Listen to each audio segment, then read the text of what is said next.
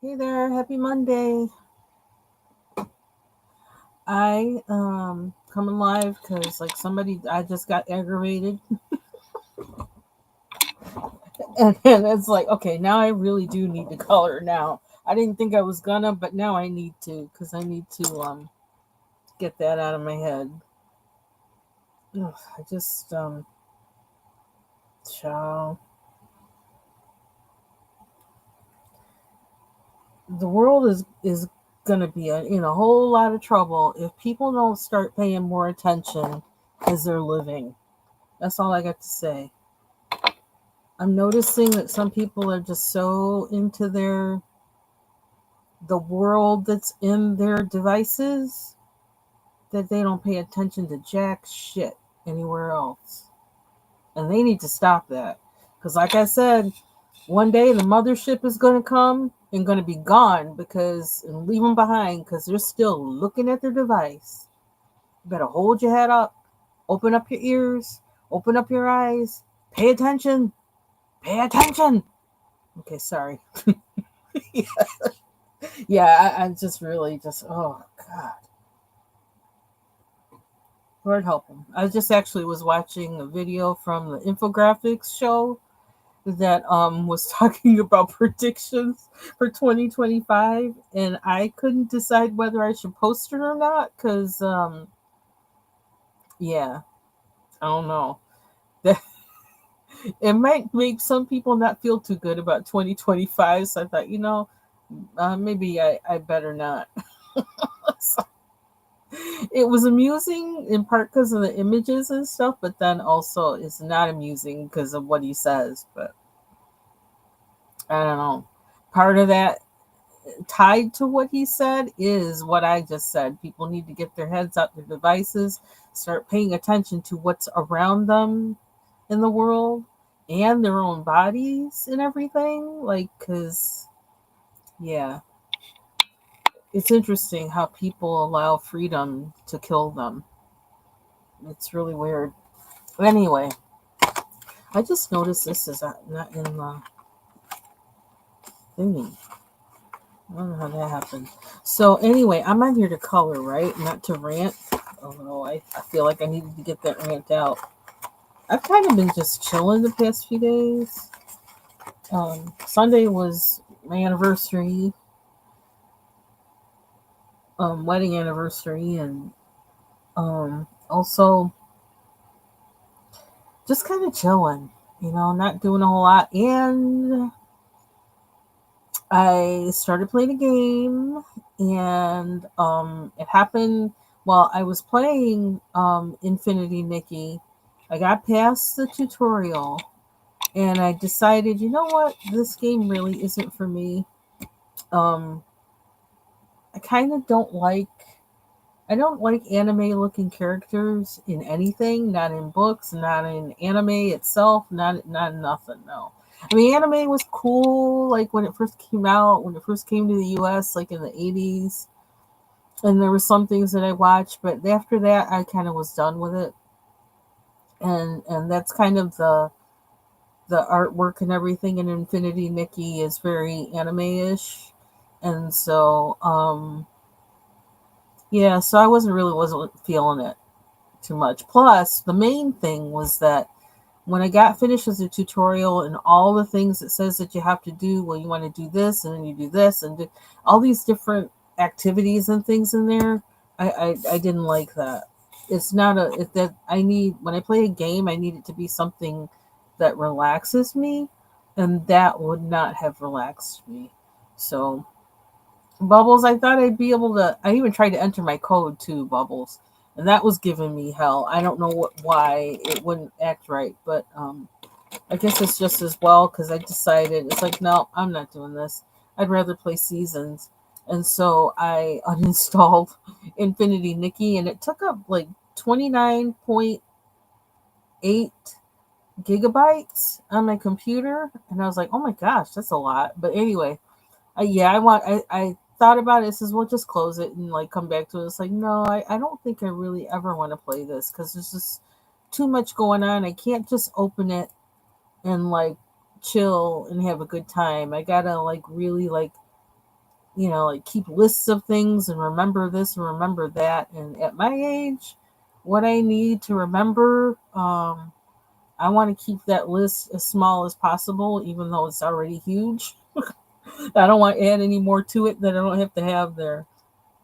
So, yeah, so I decided not to, but that game might be for some people, and the graphics are really nice in there. So I do suggest checking it out. Oh, I just found another one. What the heck? I'm missing all of them. And I did not see these earlier today, which is weird. It's like I didn't see these. Now all of a sudden I'm seeing them. Anyway, what I did do yesterday was I downloaded Steam after I uninstalled the other game. I re-downloaded Steam on my computer that I kind of have designated just for like, basically it's just for music production. What's wrong with these things? They don't lie flat. And then I had another account on there for where I was trying to decide if I wanted to download Steam again, because I was kind of like, I wasn't sure if I wanted to do that or not, even though I have a lot of games in there.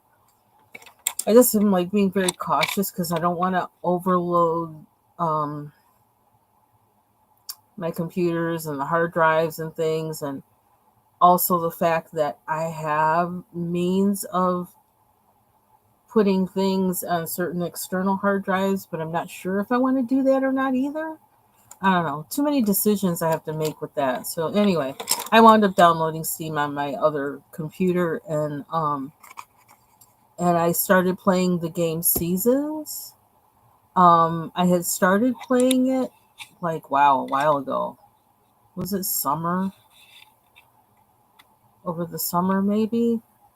And I bought a controller, which like actually here it is. Where is it? It should be right here. Where is it? Oh, I put it up here. I bought this controller. It's like a, where did I put the box for it? For a PC. I know it's supposed to be talking about coloring. I'll get there.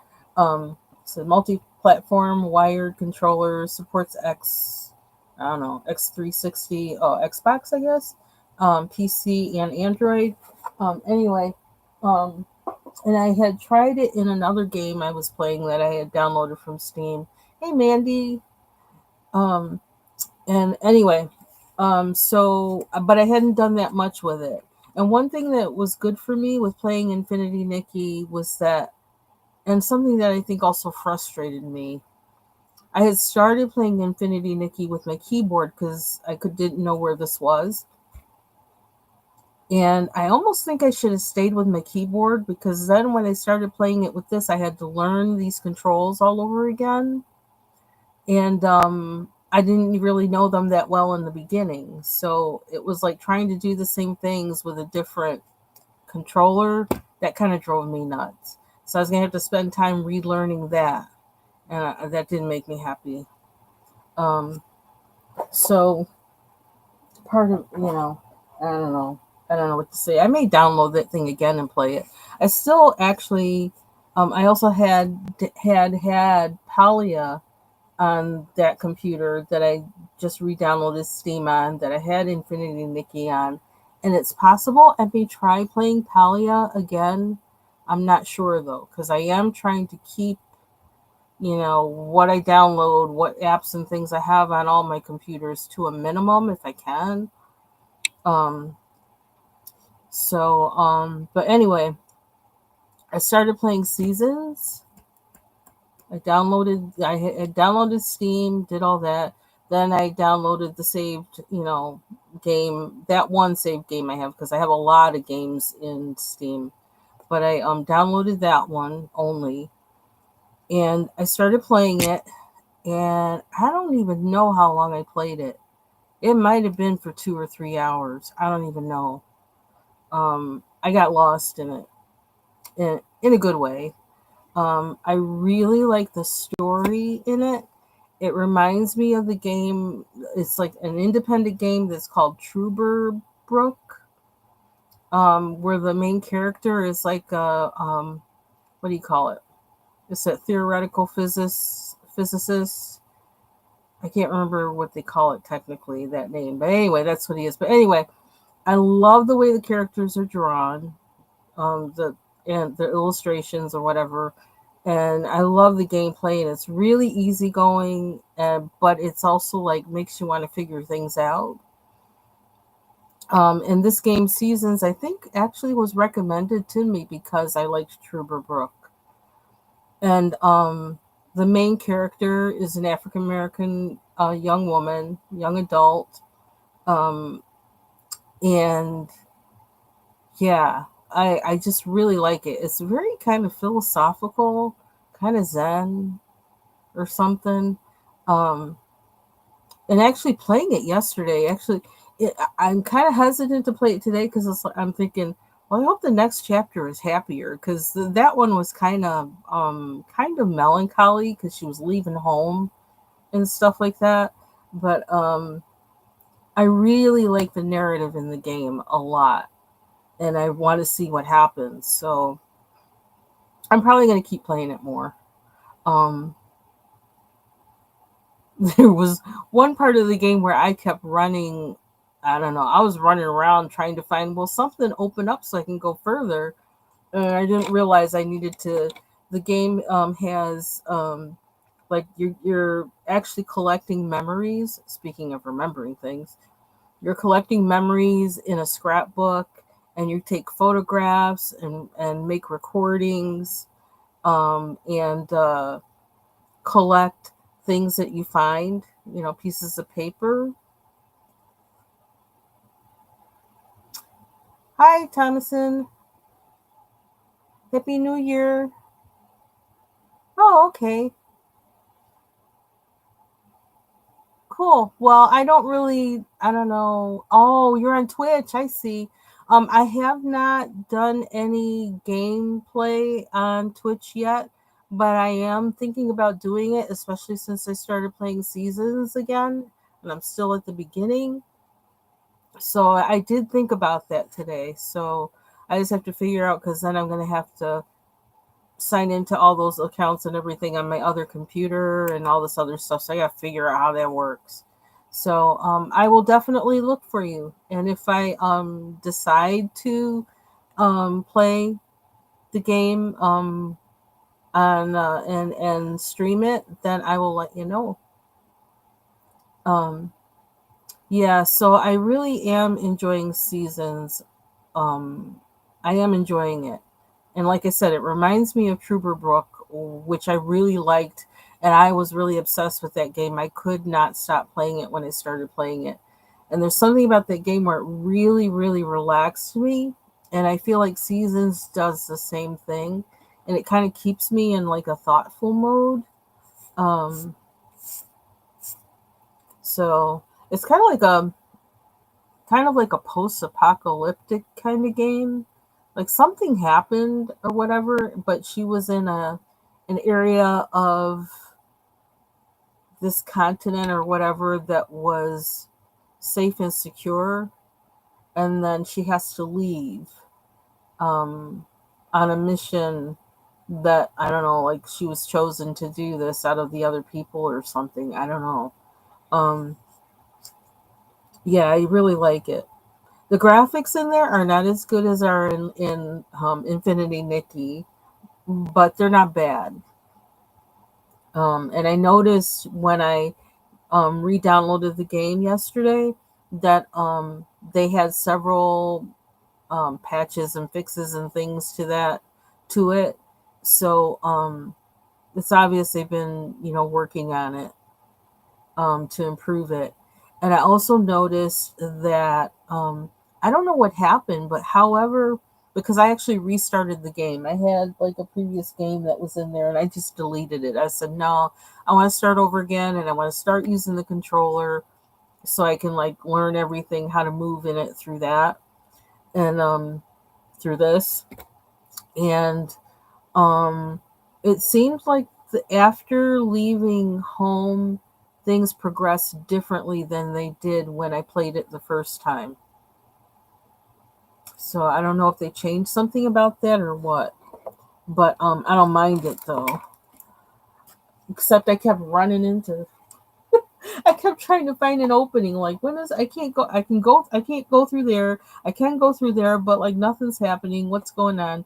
And I realized that you have to collect a certain amount of items in your scrapbook before it lets you progress, which is kind of interesting.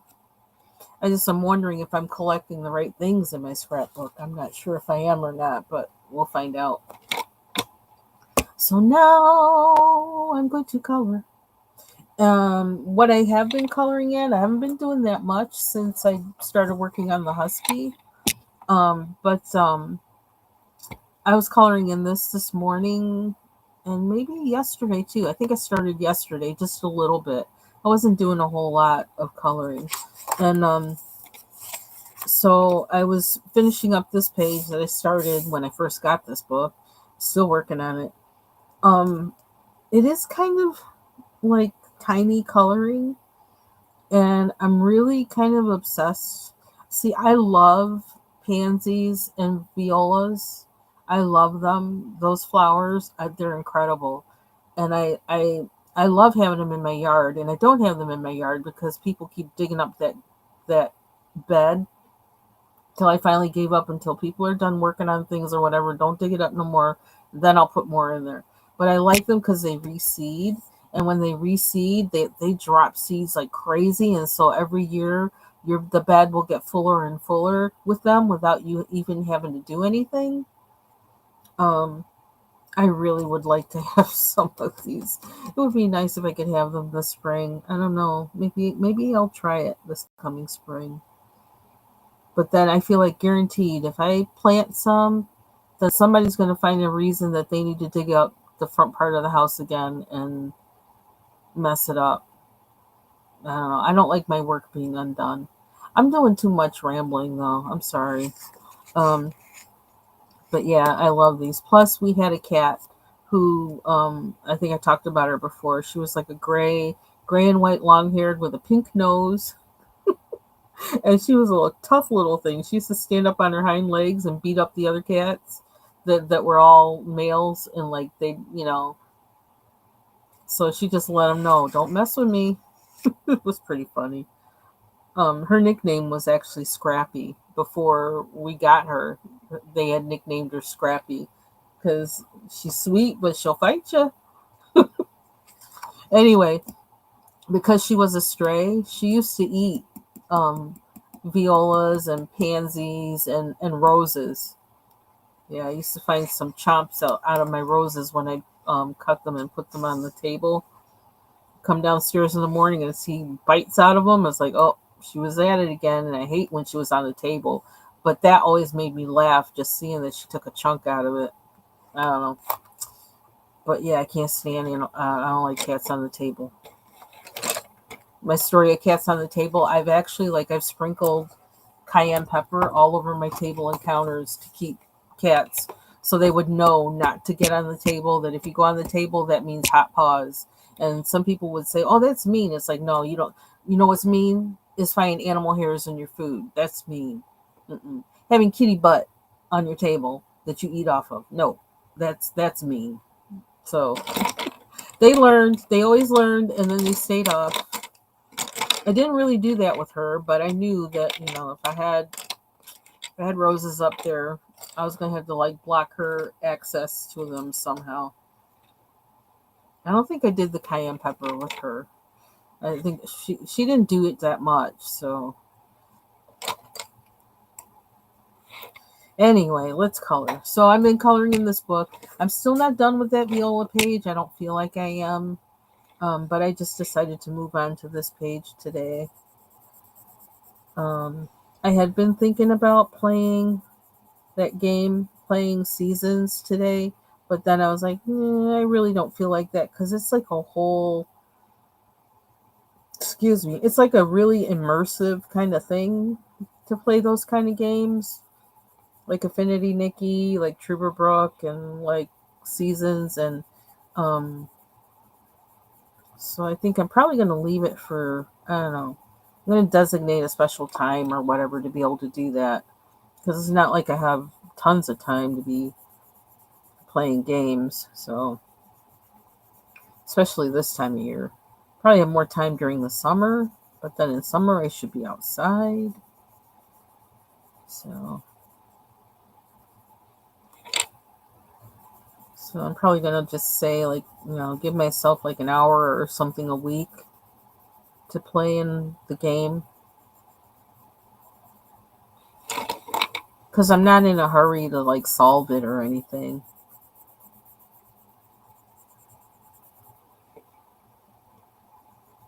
I just want to enjoy the ride.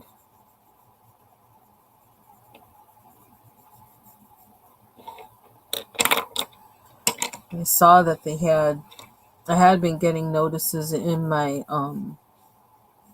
email of certain games that were on my wish list that were actually on sale, and I didn't, I just was like, yeah, well, whatever. I don't have Steam right now. Well, now I do have Steam, but I'm not running to like get them.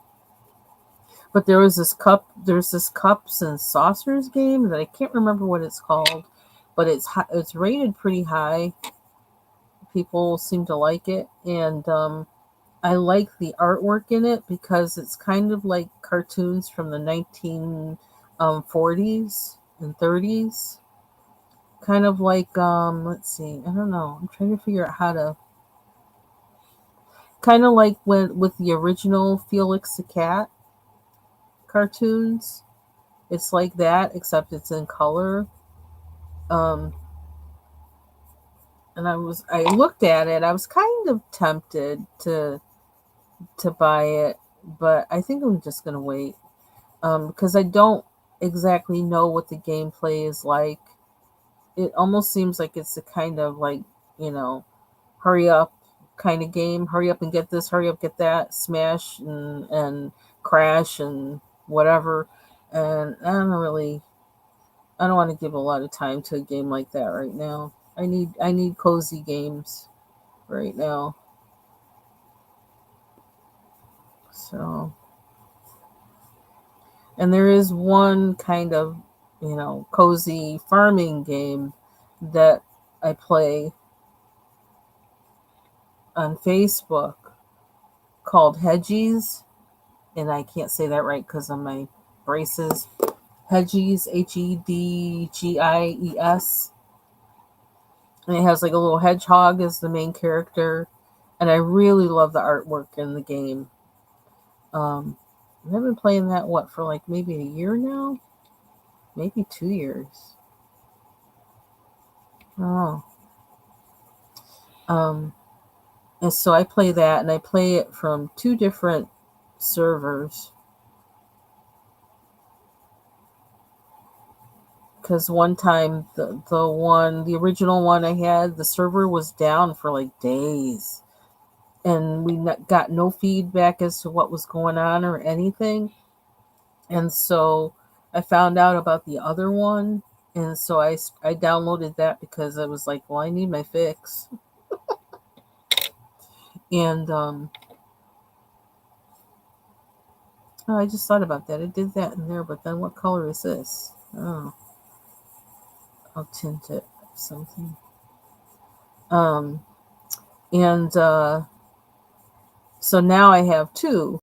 But like the thing is, when you go in and start playing again on a new one, then you know better like how to begin and all that other kind of stuff. But it's like a little farming game. It's really cute, and I just really love the graphics on it, the design.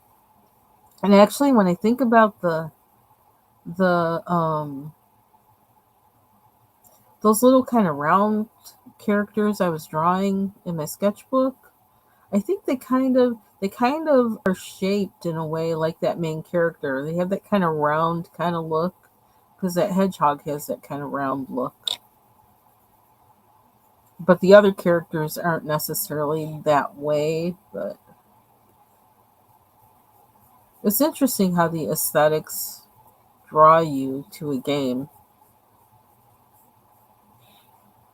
just like they draw you to a coloring book or coloring page. Okay, this pen's in the way. It keeps moving every time I move my hand. I thought I was going to bake tonight, but then I got that message that like drove me up the wall. I don't. Sometimes I don't like looking at my email because then I always see something in there that makes me mad or aggravated. But hopefully the problem's resolved now. I hope so. Because, like, really, I got other things to do. Other things to do. I do. Sorry. Random bad singing.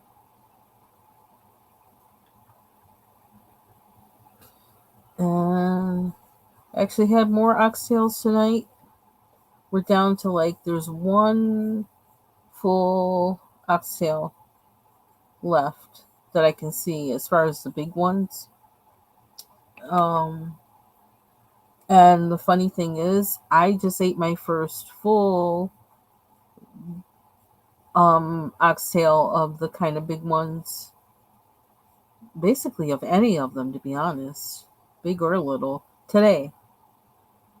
So guess who likes the oxtails other than me? Like I said, when he took them out the oven, he already like tasted them. I'm like, really? And I caught him. He's been like just, I don't know. He's been eating them without anything that goes with it. He's just like eating the meat. He's just eating that. He's a carnivore. He really is.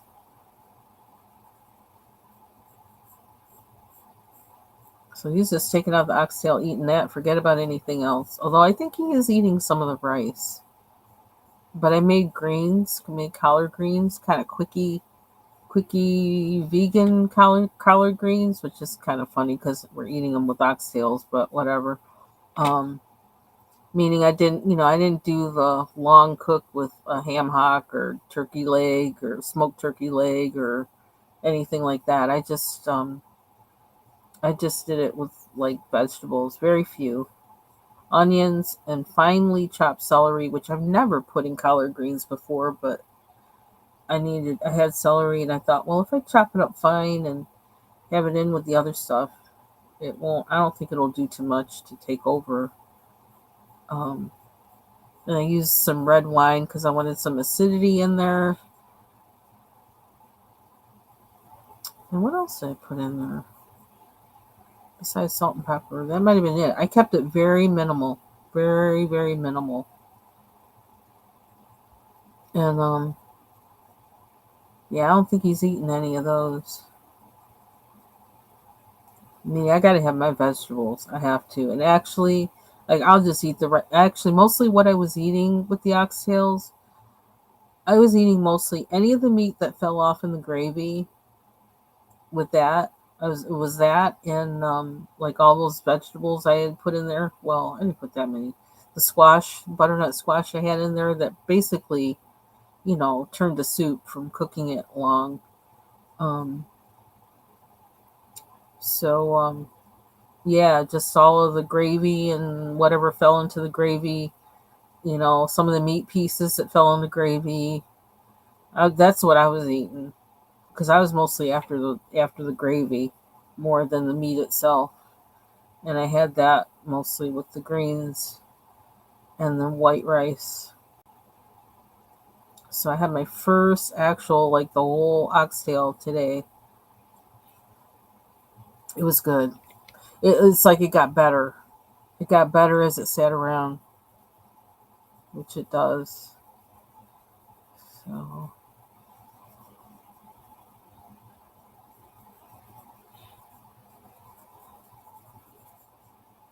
and I took out some chicken, which I have to season tonight because I just took out like some boneless chicken thighs and some boneless chicken breasts, and I'm just gonna like kind of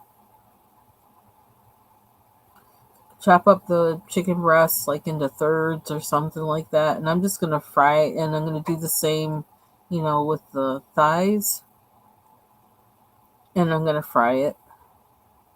So we're gonna have fried chicken, but kind of differently, and I'm gonna make black eyed peas. Still have the collard greens, so I'll still have them for New Year's Day, especially if I'm the only one eating them. And then I'm gonna make black eyed peas.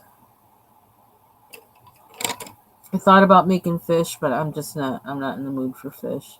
I have like cod, I think, in the freezer, and I could fry it, but I'm just not in the mood for that. It's like too much work. I don't have time for that.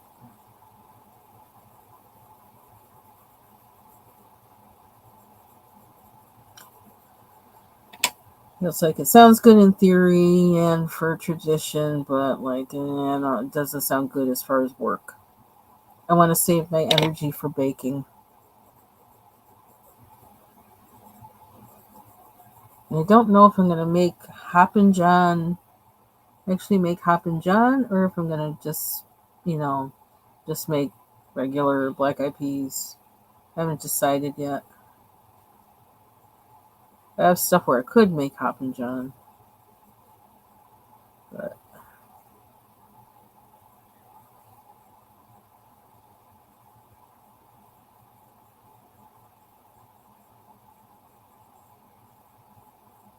I remember one of my favorite New Year's Eve was getting together with a bunch of, well, not a bunch really. How many of us were there? Just five of us, actually. Um, Friend of mine from work. Well, actually, two friends of mine from work, and one of the friends, his roommates, and we just got together and like cooked and ate a traditional, New Year's Southern New Year's dinner, and because my friend from work, the one of them, he's white, like German American, and he was the one that like people used to think that we were dating because of the way we would argue. And I was like, first of all, we work together. Why would we do that? And two, he's gay. It's like, that's not happening. Yeah, it was my buddy. Oh, we would fuss. We would fuss, fuss, fuss. It was funny. And somebody said, you two argue like an old married couple or something. And we just looked at each other and when people would say that, we'd crack up laughing. It's like, I wouldn't marry her if she was the last woman on earth. No. It was just funny. Bless his heart. I gotta check on him, see how he's doing. I haven't heard from him in a while. But yeah, that was nice. We would get together and cook and have wine and just laugh. We never ran out of anything to talk about. Did not.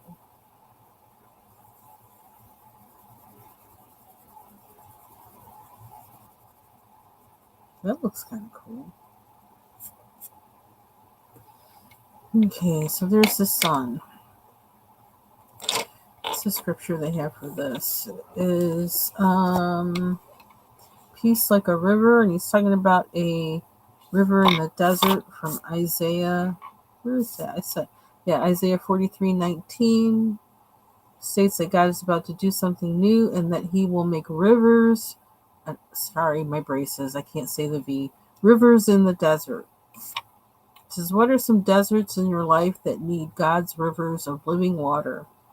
Whether you feel parched and weary or hopeful and refreshed, God's peace and goodness are available to you. Truth. If you watch that infographics 2025 video, you might need to read your Bible more.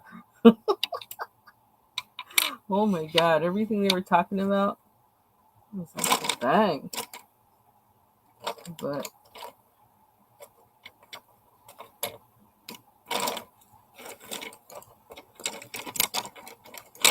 I need blue. Am I going to have to open up my... I still need to put all these pencils away there at the side of my desk. Oops. See, I don't know if that's the right blue. I've got some Xena colors out here that I've been using. I'm like finding my pencils and like I need to get them like into their places, but for now they seem to be working for me out of place. So yeah, I've kind of been like in a real meditative mood this past weekend. Very meditative. And it's been good. I feel like this is kind of my time of like kind of consecration or whatever that I was wanting like during Advent. I never seem to be able to do Advent because it's like too busy, too much going on with work and stuff that I can never really be in that repose that I want to be in. I don't know what's up with that. It's a hard time to try to just to be meditative because everything's like just this big hoopla everywhere you go. It's like, oh brother, let's be chill. But yeah, yesterday was really good for that. Oh my gosh, I feel like I got my river, I feel like I got, restored or something somehow. Reset. I got my reset. And that really felt good.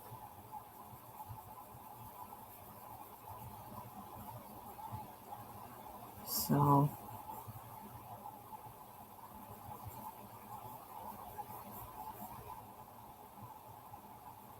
I'm supposed to be getting some things tonight.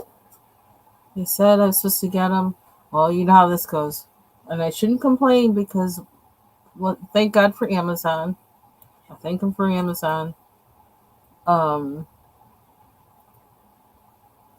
I'm supposed to be getting some things today. Initially, they said between 3:15 and 5:15, and now they said between 6 and 9. So let me see if I don't know. They might have delivered them.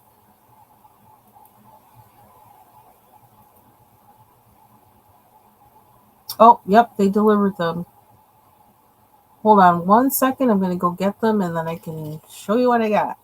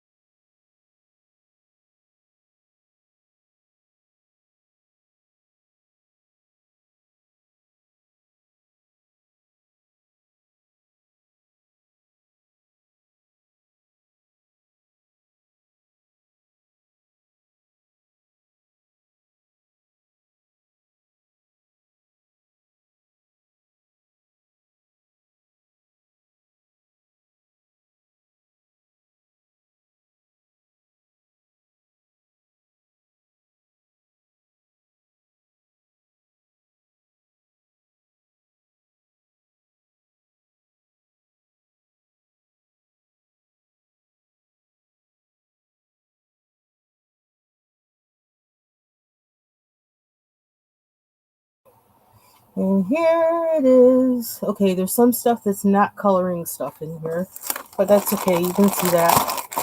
Oh, you know what? Is this wet? No, this side is wet.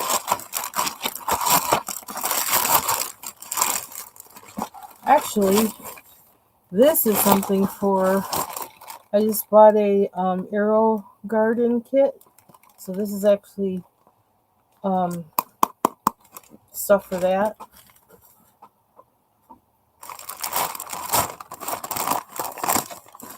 Oh, I got 2 of them?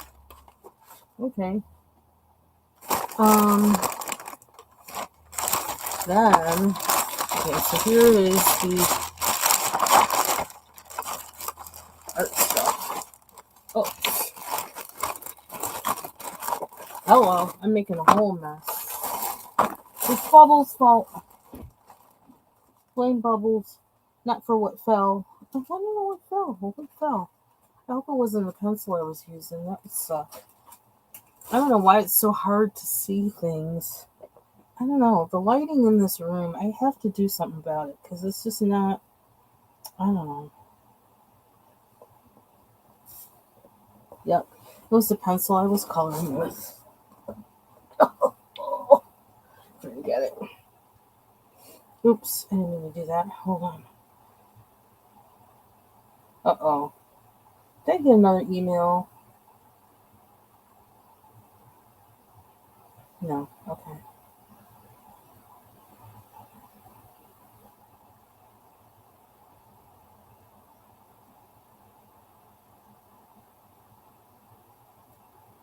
I don't know. Ugh. Email. Okay. So anyway, this is what I got. And it's Bubbles' fault. Everblend Ultra H2O markers. Water-based ink. Non-toxic. What else does it say? I don't know. Puntas intercambiables.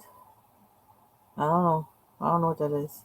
Anyway, and I got the because I couldn't decide which ones to get, so I got the muted vintage tones, I got the pastel tones, and I got the earth tones. I don't know. I got all the ones I saw in there. So I thought, yeah, let's just get them. So, yeah, 2025 is my hope is like a no buy or low buy, as Deb has said, year. I want to use everything that I have because everything I have has potential for things. And so I want to find out what those things are and use them for that. That's what I want to do in 2025. To focus on using what I have. So, whether it be, I don't really know if this is purple or blue, but I guess now that I think about it, I don't really know. But that's my goal for 2025, which means journaling, venturing out into that. And I feel like I'm going to combine some of my coloring with journaling because what I realized when I was working with that, those Creative Haven color by number PDFs, there were some of those I really wasn't having a good time with them, but there were some objects in there that I was having a good time with, and I also I think I didn't like the composition of those pages. It's like I liked the individual objects in them. They looked appealing to me, but I didn't like how they were put together in the page. I realized that was what was bugging me about them. So I'm thinking with those, I will actually color them and then think of them as the individual thing that they are and what I want to put it with in some other form. I think that's the approach I'm going to take with those pages. And so I'm probably going to look at all coloring pages that I don't really like in that way to use them in that way if I can't use them, if I'm not feeling it, using them for just coloring.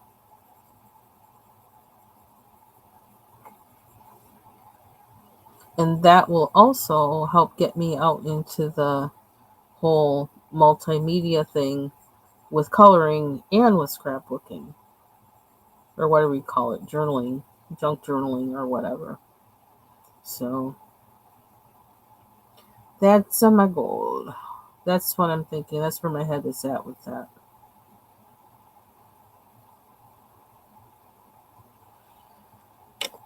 I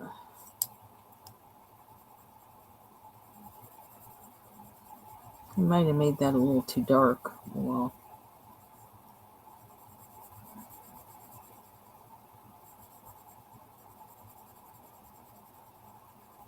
it's very blue water. I don't think I've ever seen water that blue. Need some gray in there because water really isn't that blue, is it? Not really. Ooh, that's not going down good. These pencils don't mix well. Oh dear. Oop. I need to sharpen this one.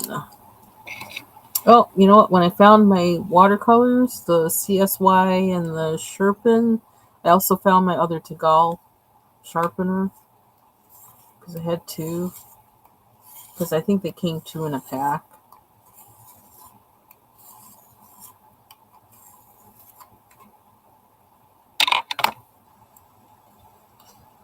I might need to erase some of this white or this blue. Oh.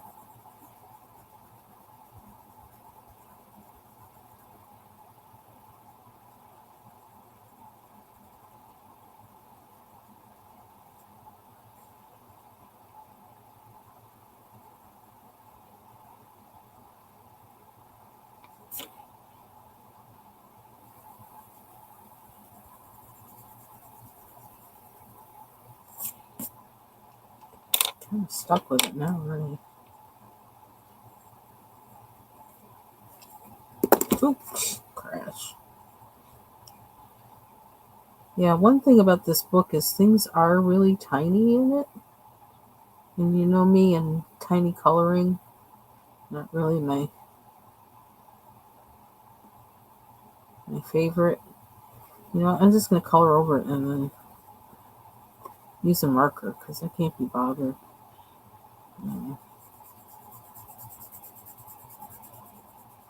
It's too hard trying to go around those little things.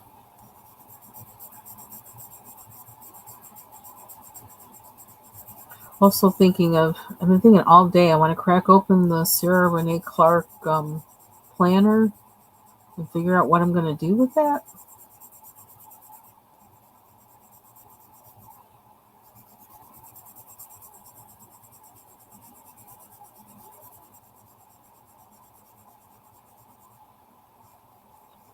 One thing I will say for 2025, protect your peace.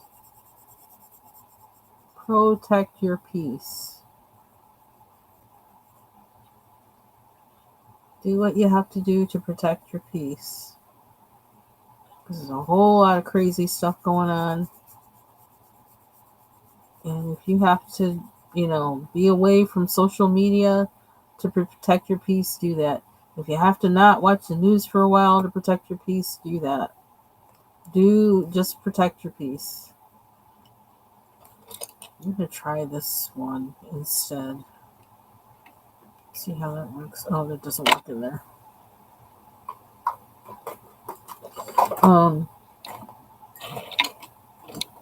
I haven't watched the news, I think, since summertime, I think.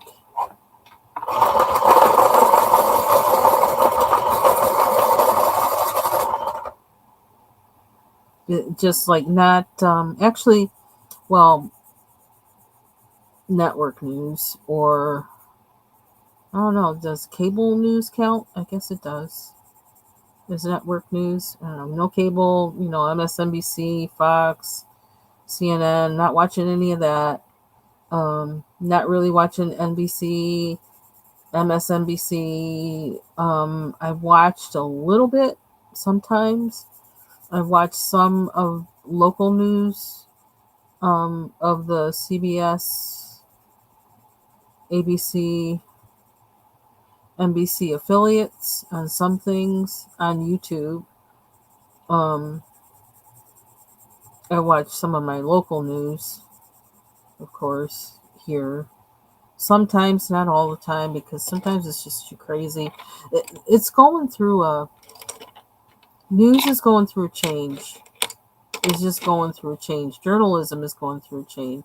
I hope they get back to the days of objectivity and, well, for the most part, I think like NBC and ABC and CBS, they still do things that way, but then there's also so much bad news. Good Lord.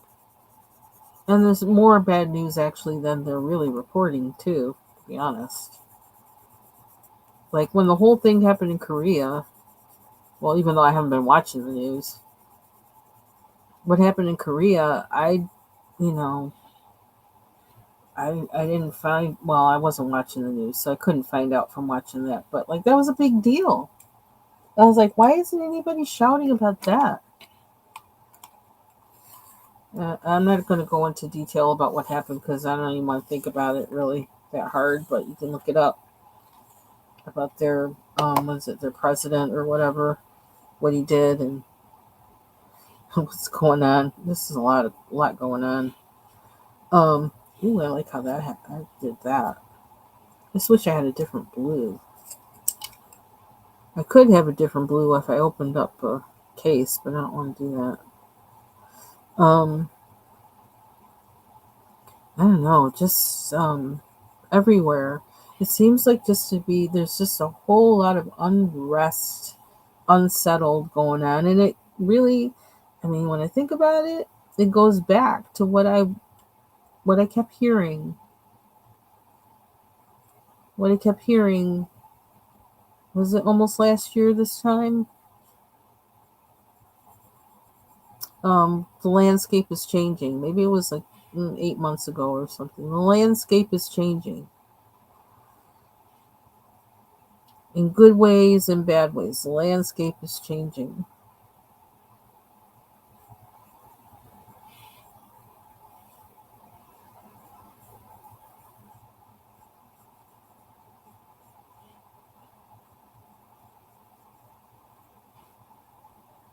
And it's always done that. It's just there's sometimes that seem more stable to us than others, depending on where we live in the world. Um, it's always changing. But there seems to be something significant going on. And that's going to go on. And one of the main things I heard about it is fear not. It's one of the things you hear a lot, that's said a lot in the Bible. Fear not, fear not, fear not. Fear will make you do things that you wouldn't normally do. So you got to keep your mind together. Keep it together. You know, like how you show the movies where people slap. So we're like usually like it's a woman or somebody freaking out because of something that happened, and then the other person, somebody else comes and just slaps them face to face. It's like, stop freaking out. Get your mind together. That's not going to help. Freaking out isn't going to help anything. Freaking out usually makes you less able to respond appropriately. And fear not. Jesus said, fear not. I have overcome the world. If God made the universe out of chaos, He made everything out of chaos. The chaos that humans create is nothing for Him to deal with. Walk in Him, you'll be all right.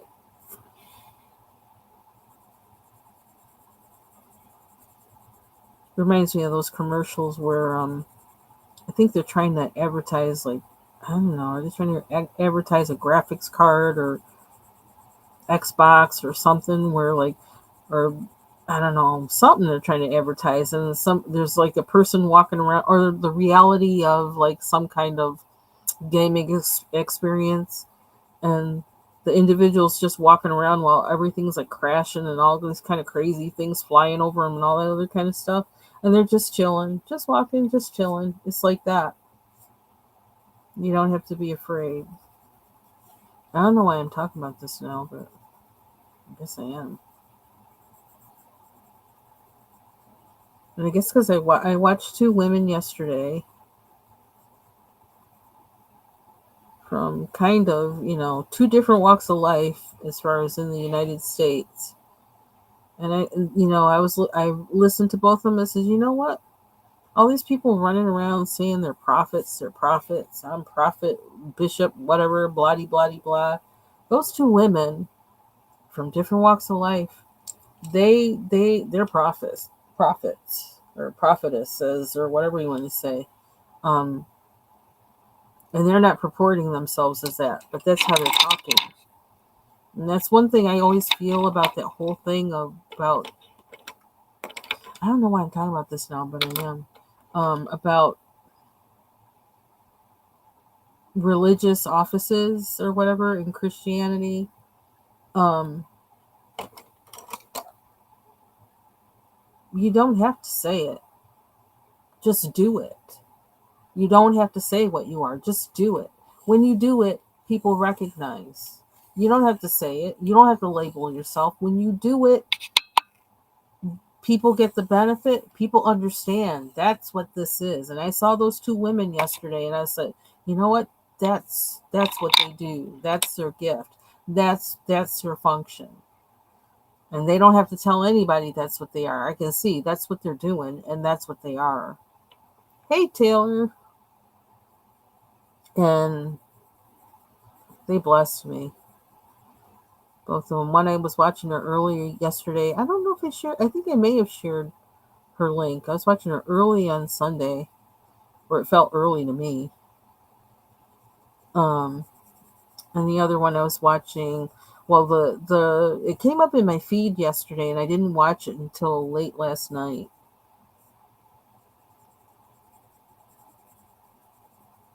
And both of those women, I swear, I just said, you know what? That's what they do.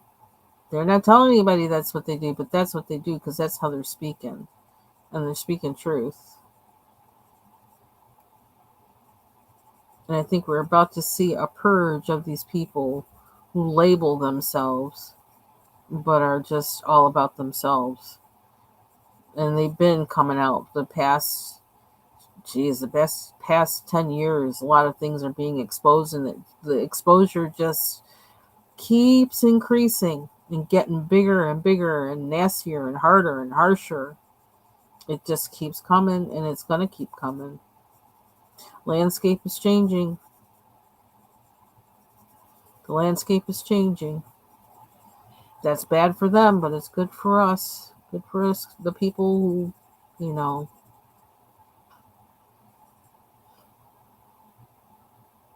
aren't trying to fool nobody, who are trying to live their life, who are trying to live their life right. It's not bad for you. It's bad for the people who've been hiding and dealing dirty. Their time is up. Grace is running out.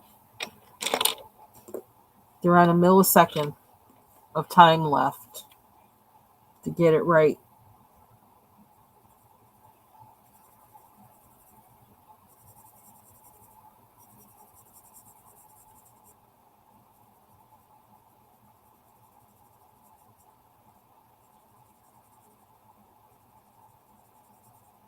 Even when I think of people that I watched over the past, like maybe since 2016, and what's transpired with them, it's just like, who would have thought? Who would have thought? And I could feel with some of them when their message was kind of like, it's like, I don't know about that. Where are you getting that from? It's like people, I'd heard things that were making sense and all along, and like, it still makes sense, but then it's like part of what they were talking about was what they were doing. they were pointing the finger, but they were also doing. And it's coming out that they were doing what they were pointing the finger at other people about, which is really kind of interesting. I was down with the no judgment part that they were giving on it because, all have sinned and fallen short of the glory of God. And we know, we get things wrong. We get things wrong a lot. That's why we need Holy Spirit, because, without Him, we can't do this.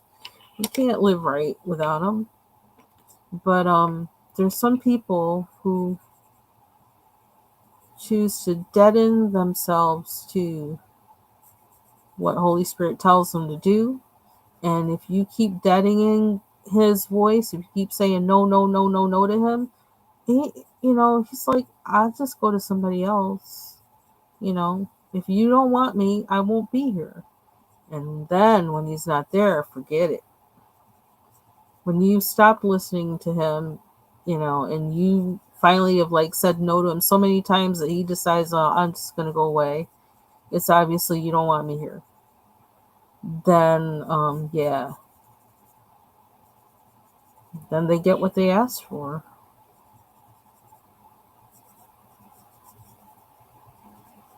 If they want to do it their own way, then okay, do it your own way. And when you do it your own way, then you get what your own way gives. And I'm talking about people who, in the church, not people who don't believe. Because people who are in the church should know better. And when they should know better and they don't do better, they are on a time clock.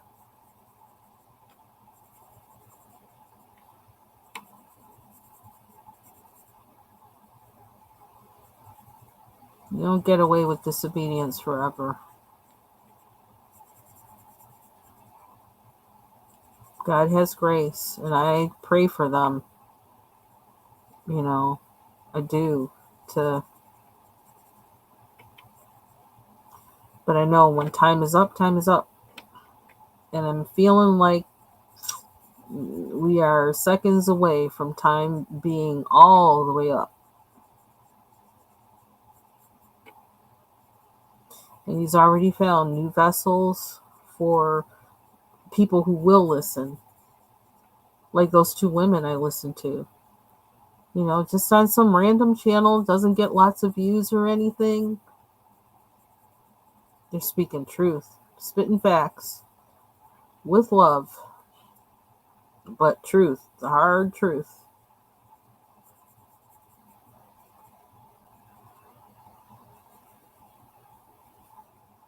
And they're thirsty. They're thirsty for it.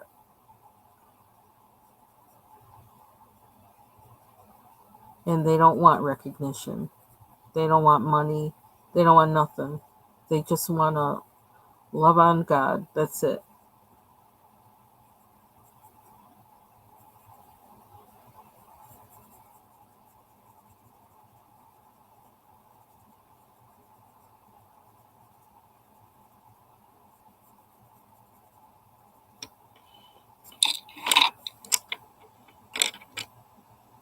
And that's what He's looking for. That's what He's always looking for.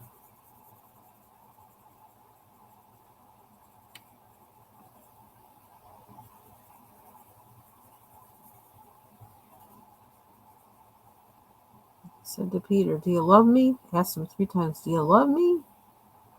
Feed my sheep. Do you love me? Feed my sheep. Do you love me, Peter? Feed my sheep. Not fleece my sheep, feed my sheep.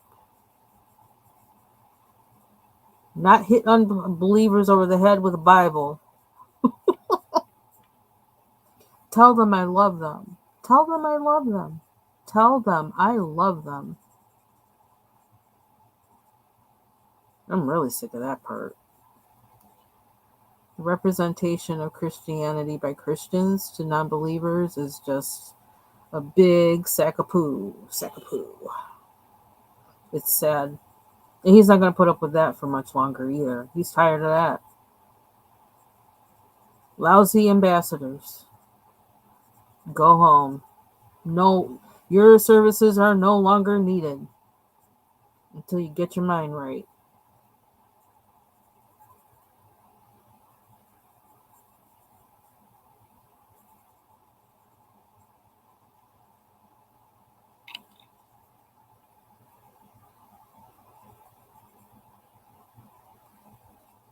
I'm comforted in seeing people who have no name, have no recognition, who are just out there being obedient,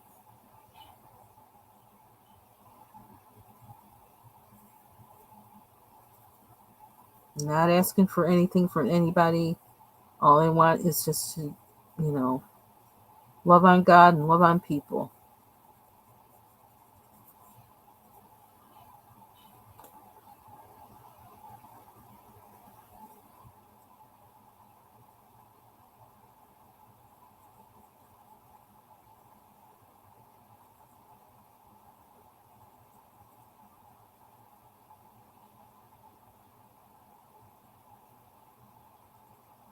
And for those people with the landscape changing, they're going to be able to handle it because they're listening. They're listening. They're always listening to Him. What do I do now? Where do I go? What do I do this? Should I get this? Where do I go? Who should I talk to? Whatever. They're going to be listening, so they're going to know. So they're going to be able to move their feet when the landscape moves. They're going to be able to put their feet in the right place, or God will already have their feet in the right place. I don't know if I gave that, I don't know if I ever said this. I don't know why I'm doing all this talking tonight. I don't know. But like I said, I was just chilling out this weekend, and I feel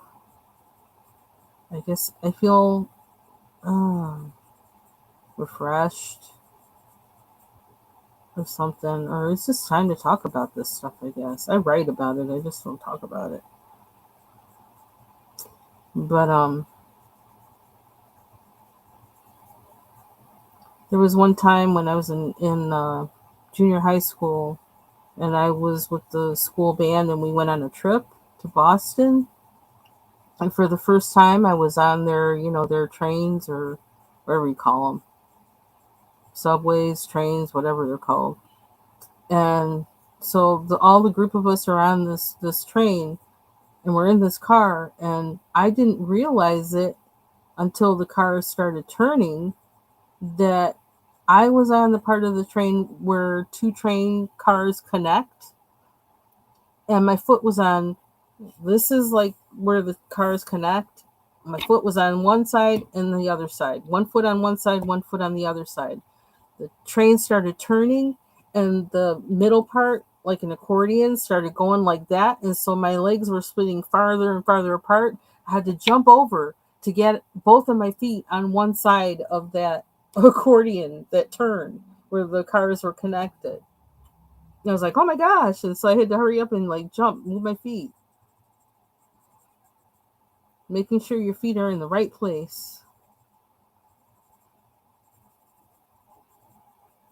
when the landscape changes. That I thought of that when I had gotten that word about the landscape is changing. I kept hearing that in my head, the landscape is changing, and I thought about that time when I was on that school band trip.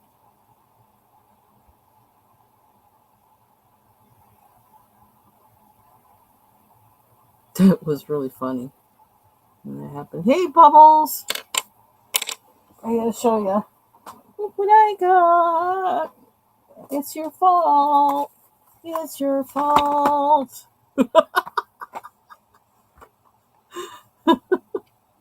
Got the earth tones, the pastel tones, and the muted vintage tones. I don't know what the heck that means for what's in them, but that's what I got. We'll see what happens. I couldn't find the water based ones in like all in one set, or like in a bigger than 12, less, I couldn't find them in any other set. They were all like separate like this. I don't know if that was the case for you, but I that's the only way I could find them. They had the alcohol markers in like a 72 set or something. I wasn't going there yet. I got to use the alcohol markers I have. But yeah. So I says, well, I'm getting those, and I can see if I like them, how I like them, etc., and play around with them. I think I'm gonna like them though. All the other water-based markers I have are kind of small, like this, you know. So yeah. So this is definitely different. So I thought, yeah, I can do that. But I am going to use these up. This is one of my goals, is to use up these two color ones.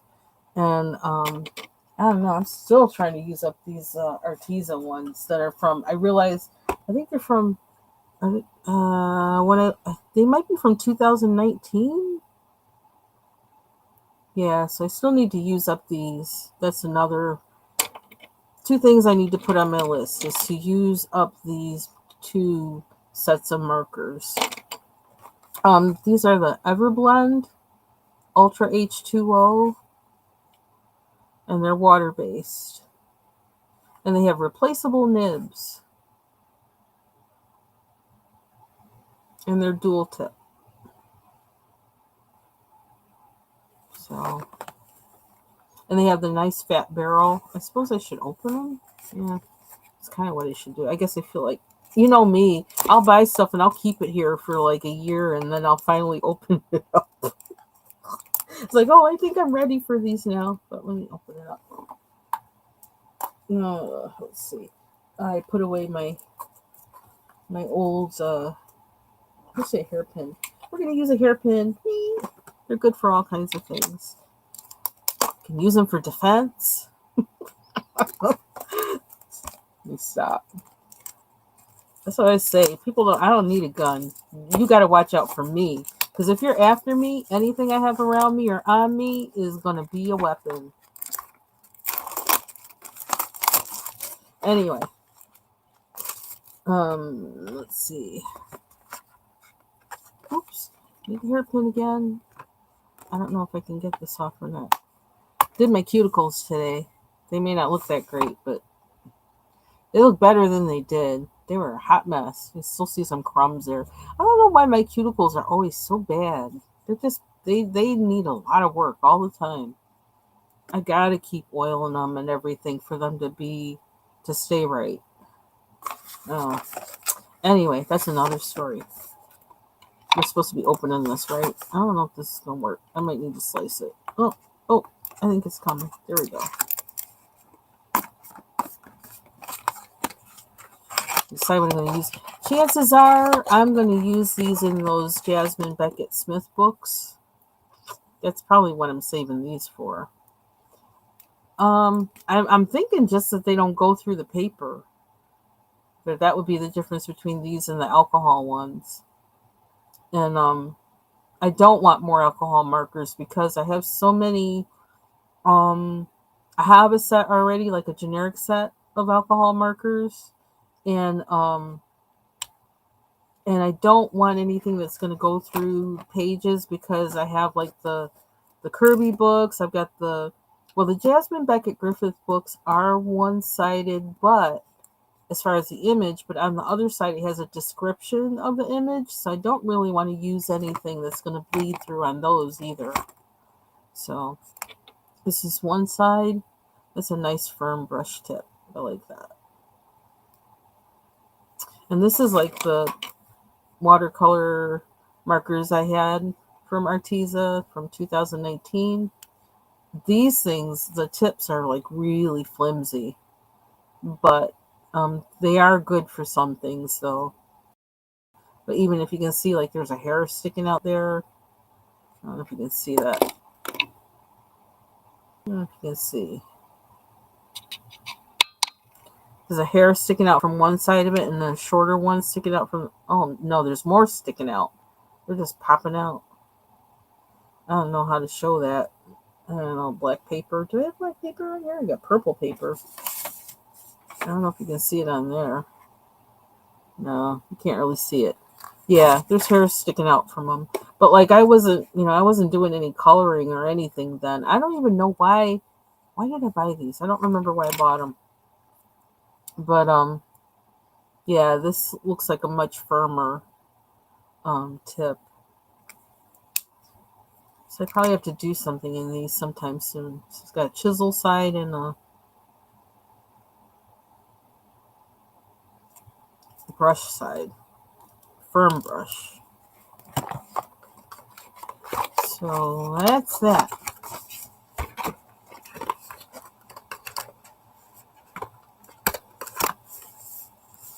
Pretty colors. I do need to use my alcohol markers too, though, but I don't know quite in what, where, and how. I've used them in the Kirby book before, but then, of course, it bled through the other side. In some ways, well, what I did with the Kirby books was I actually made that work for me and used what bled through as part of how I would color the opposite side. But, like a make it work. We're going to make it work no matter what. And I could see where, like, if I were more conscientious and more thoughtful about planning colors, I could probably do that even better. But, I don't think I heard about it. That's my color. I have no idea. I have no plans for what I'm going to be coloring in 2025. I can't think that hard or that far ahead. I cannot. What am I going to be coloring in 2025? Whatever I feel like coloring in 2025 on that particular day or week. That's about all I can tell you. But I do want to continue taking part in challenges. And this is Monday, and normally it's like Mandala Monday, but I feel like I'm kind of on vacation from everything right now. So I'm not doing anything that doesn't come easy, that I don't feel like doing. And because I'm working on stuff in my room and organizing, I couldn't get out a mandala book to color in. I would have liked to, but you know what? I do have though. I found this while I was cleaning up, and this came with those Sioux color markers. Oh, what just happened? What is that coming up? I don't want to see that. Um, there might be one in here. Like that's a mandala. So who knows? Maybe I'll do something in here. Because I saw this book and it's like, well, I kind of like this now because I have been cut. Oh my gosh, that's really tiny. This must have come with the gel pen set or something. I don't know. I don't think I have Sioux color gel pens. So anyway, yeah, normally this would be a Mandala Monday, but I'm on a whole just different thing right now. I wonder if I could blow this up on my computer, make it bigger, and color it. This will be cute for Valentine's Day. Here's one I colored in. Started, didn't finish. Alcohol markers. Is that what I got this with? The alcohol markers? Maybe that's what it is. I could finish that. See, I really didn't like tiny coloring back then. And I still kind of don't, but I've actually been doing some in the past year. So now it doesn't bother me. I don't feel as like I'm ready to spit when I see a page with tiny things. I'm not as bad with that now as I used to be. So I've grown, I guess. What is this? Prismacolor. I really want to get my other pencils put away. I really do. This is kind of, but it was like kind of too much like work. And I've already been doing some other stuff that was like, oh, no. I'm trying to stay as relaxed as possible. Oh, I could have used this for the water. This would have been nice. Too late now. So I'm trying to find a brown actually is what I'm trying to find. And I wonder, when are we going to use this since it's out?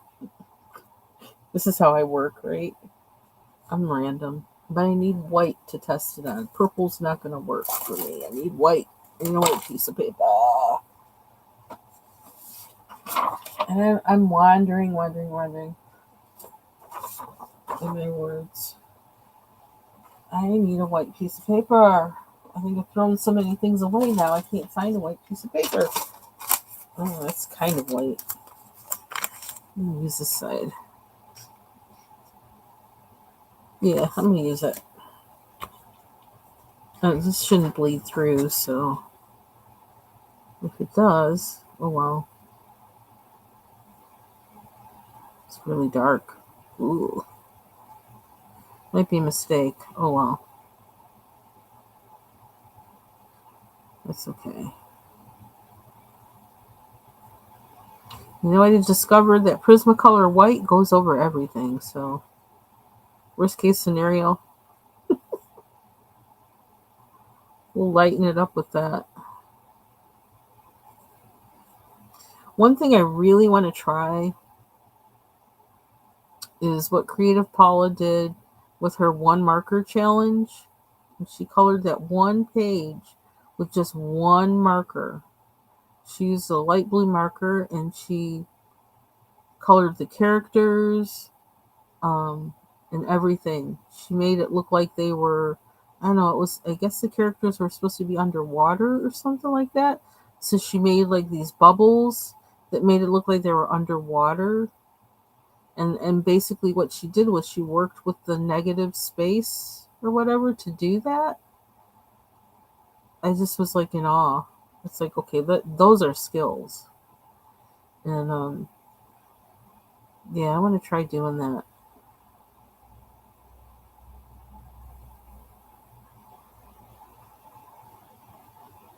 This is really dark, but we're going to fix it. I think we are.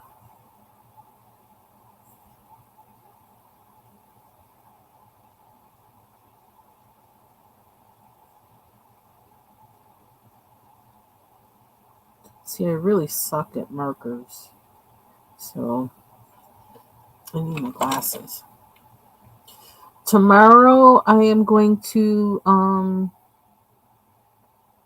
although I'm not sure if I'm going to do it tomorrow or if I'm going to do it on New Year's, but I'm actually going to season some chicken tonight. And I actually just have, chicken thighs, boneless chicken thighs, and boneless chicken breasts.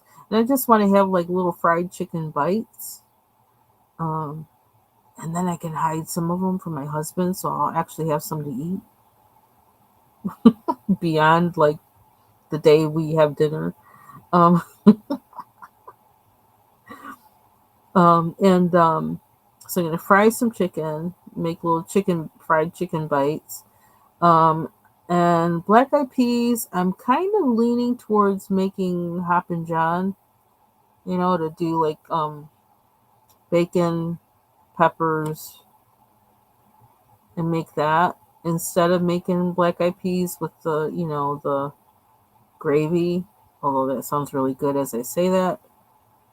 Um,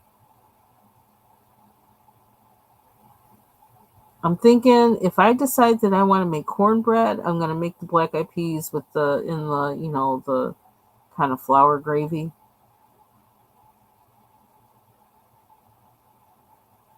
But if I decide not to make cornbread, then I'm just gonna do the Hoppin' John. White rice and the collard greens that are left over because I'm the only one eating them and my husband's not eating them.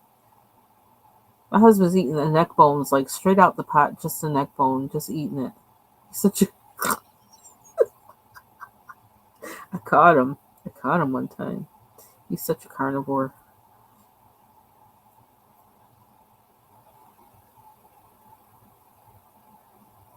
Yeah, so I had thought about making like frying fish because I have some cod in the freezer, but I don't feel like doing that.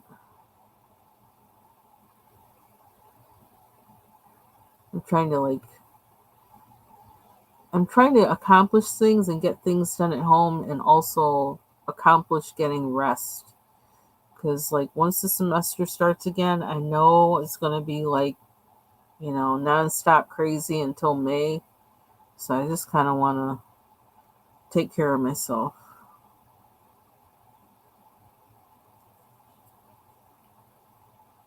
Yeah, I was just saying earlier that like I actually had my first whole neck bone, not neck bone, my first whole oxtail. I had it today, and I made that like how many days ago? I had my first one today, and it's one of two left. It was one of two left. So who was eating them all? But if that's what it's there for, I'm not complaining. That's what it was there for, and I'm glad he liked them. And I swear them things taste better than they did the first day. They every day it's like they get better as leftovers. Some things are no joke.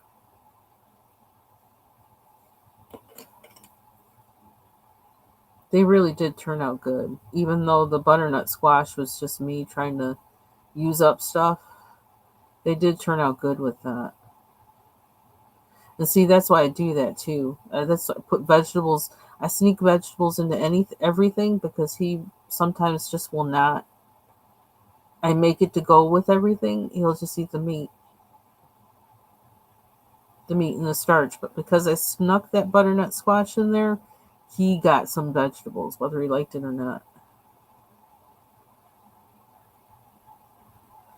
See, if he won't take care of his colon, I will.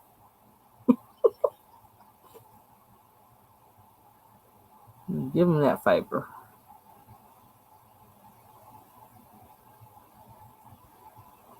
But next time, I think I may do like the broad beans instead. But I think because I just had chili, I just had made chili like, a couple weeks before that. I really didn't want anything with beans. I was like, no, just give me the meat.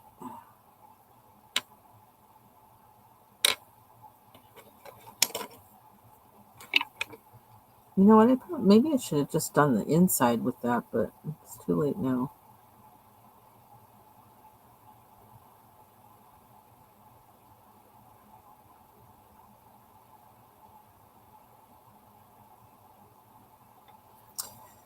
And I want to bake, and I looked up two recipes. And now that I can kind of chew and eat that kind of thing with my braces, because things are kind of, my teeth are more together now, and or whatever. No, it's because I don't have that wire. I know more how to eat now. It's easier to eat now for some reason without that back wire. I don't know what it is. Something made a difference because like I'm eating more normal now. Um, I want to make breakfast bars, and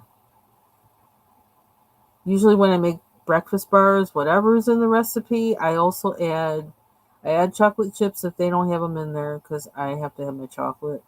I add flax seeds, sometimes chia seeds. I add pepitas, what is it? Are they pumpkin seeds? What are they from? I think they're from pumpkins. They're from something. I can't remember. Um, so I add like all kinds of stuff like that. So like you get good stuff just in a tiny little square that fills you up. Um, and I haven't made those because all those kind of things I was worried about, breaking a bracket and all this other kind of stuff. Um, so I want to make some of those. And I found one recipe for some that they're based with pumpkin puree, and I found some that are based with bananas. And I have some really super ripe bananas that I need to use up. And so I'm thinking I'm going to make one batch with bananas, and if I feel like doing more, I'll make a batch of pumpkin. And then I'll probably freeze one or the other, or freeze a mixture of both. I'm going to have to hide those too so he doesn't know they're there because he'll eat them all up. Every time he goes in the kitchen, he'll grab one.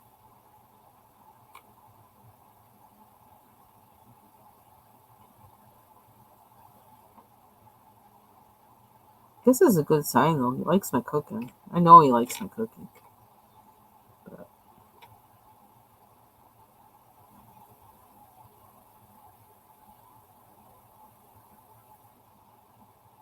something else I think I want to make too is some egg foo young. Only because I got eggs. I got a lot of eggs, and I've got half a cabbage. So let's see what else I have in the fridge or freezer. I think I have shrimp too. Well, I think I could eat it without that.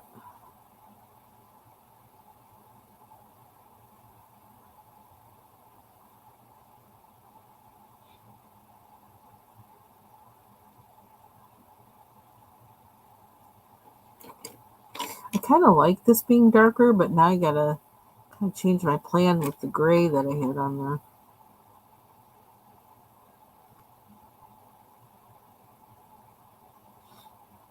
I haven't baked in a while. And usually, like, baking is something that I actually do kind of to relax. I mean, I can bake cookies, like, in no time because I'm just so used to baking cookies. I love baking cookies. But I haven't done it because it's kind of something I do to relax. And, but it's also kind of cleanup is the part that's kind of time consuming. And I haven't been about that life for with everything going on with the putting in the bathtub and all this other kind of stuff. But I got time. I got time today. I really wish I could have biscotti. That's what I really wish I could have. Mm. Lemon pistachio biscotti. Yum. I guess that's going to be something I make when I get my braces off. That'll be the first thing I eat. Hopefully, I won't break a tooth. I don't know. Maybe that shouldn't be the first thing I eat when I get them off.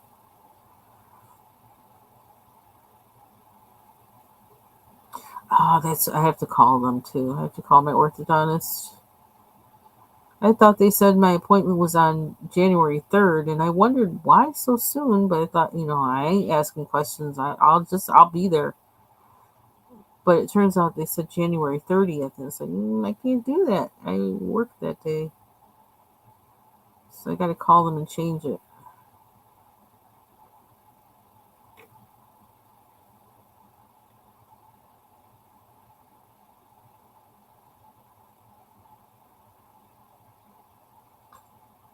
Yeah, I'm like kind of, I feel like I got to prepare myself for when I get them off. Because I don't know. I've seen some pictures of what some people's teeth look like when they get them off. I was like, ooh, what's going on there? What did they do or not do?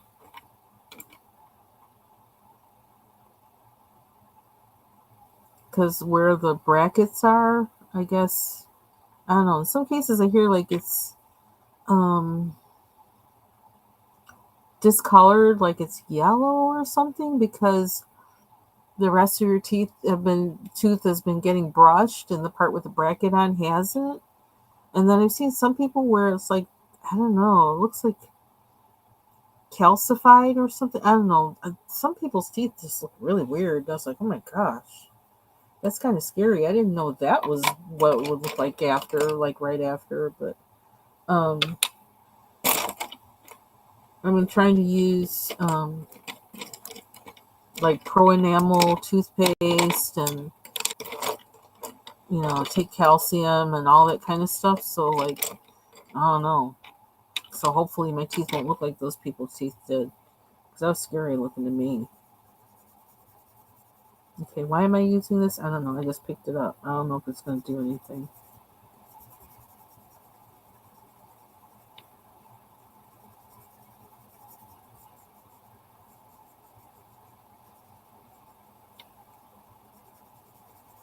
I wanted it to go. See, like how I do with markers.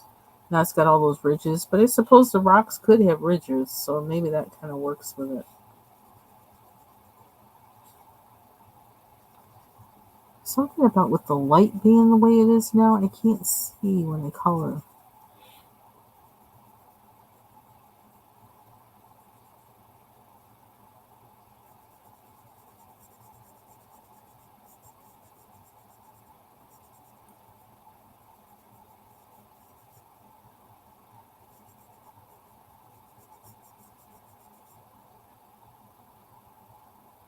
I don't know what that look like. I don't know. I'm just gonna keep doing it because I started. So I may go over with another color besides this. Is this putty beige? No, beige sienna.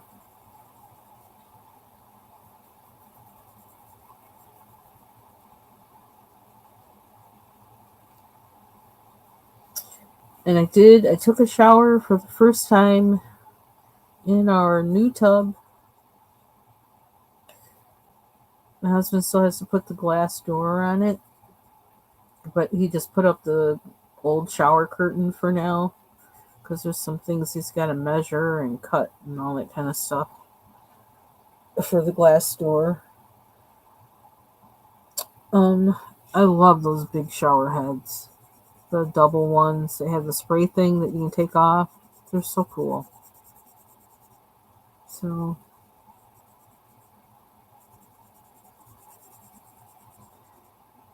I just want the whole bathroom to be together. I'm still a little ways from that, but we're further than we were. Well, it's not too bad, I guess. You know what? I thought of it. If they're like those mesas, they probably should be different colors, like purple and red. I just thought of that.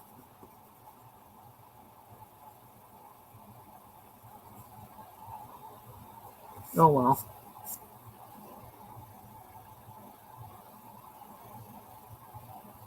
I don't know if I can do that with the other ones. Can I do that with the other ones? Being purple and red?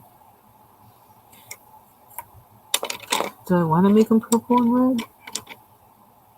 Or would that be too weird? I don't know. I think that would be too weird. I think this needs sharpening.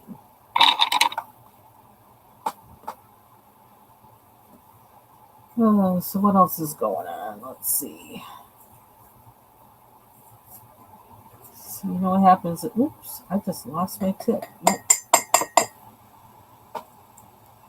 It's stuck in there. It's way stuck in there. There we go. There it is. Okay, we're going to use a different one. Different sharpener. Which one?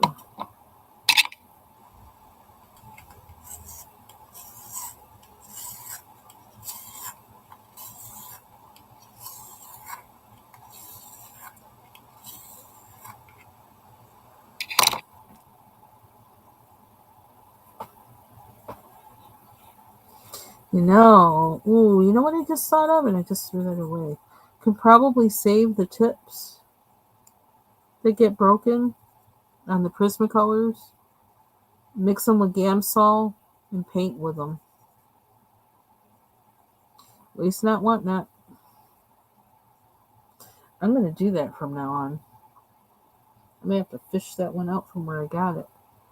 Oh, you know what I could use too? Oh, do I have one of those? When I was thinking about what to do with those little cases that like the dental wax come in, that's what I could save in those little cases. Is the tips from Prismacolors to make into paint. Okay, I'm gonna be doing that. It's on the list.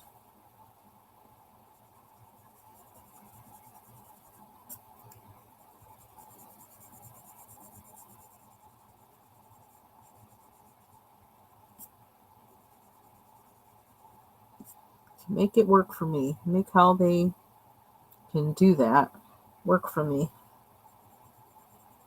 Okay, probably need more marker down there.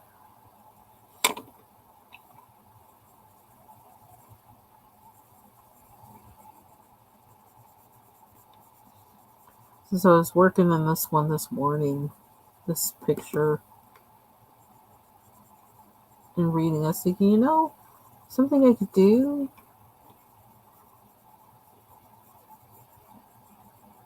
is write a poem to go with the picture.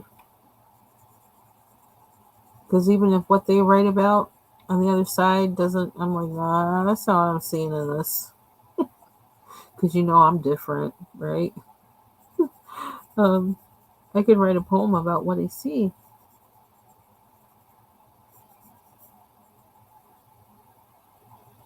It's something I could put in a junk journal.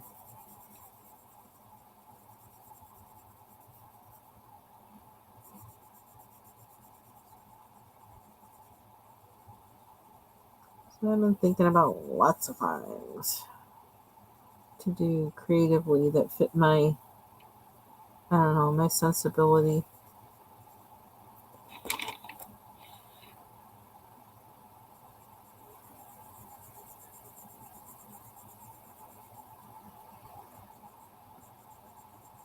Still need to dig up my Grains of Gold book by Hannah Carlson to do color along with Ivy Pearl. So that's on my list of things to do this week. Um, Need to break out with the Sarah Renee Clark. Basically, I need to do that like tonight or tomorrow because the year starts, in 2 days. I need my plan for what I'm going to do in that. And I have a page to color in that. That's kind of neat. I just wonder if this is not close enough. Maybe it should be closer. What else do I want to do with creative stuff? Still need to find what the sketchbook I'm going to use or begin the year with. Ooh, excuse me.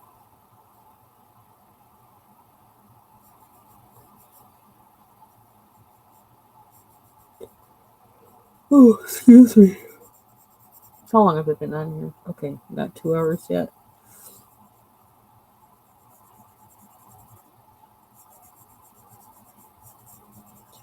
I don't know if I can. Maybe I'll break out that planner while I'm on here tonight and talk through a plan.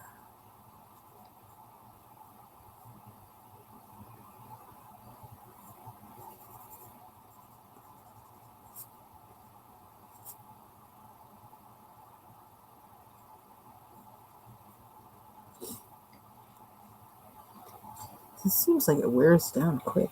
It's really waxy.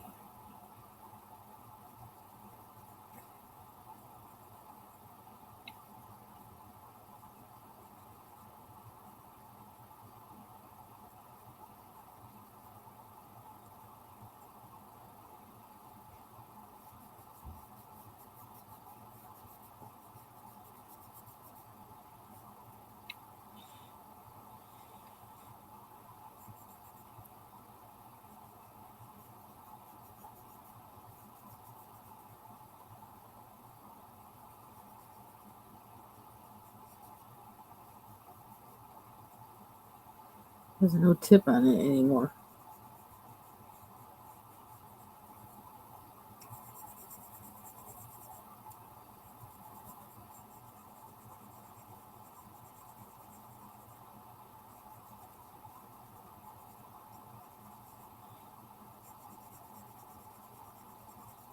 Oh, I just remembered.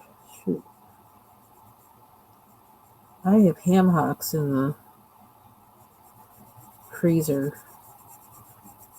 I could cook the black eyed peas with. Hmm.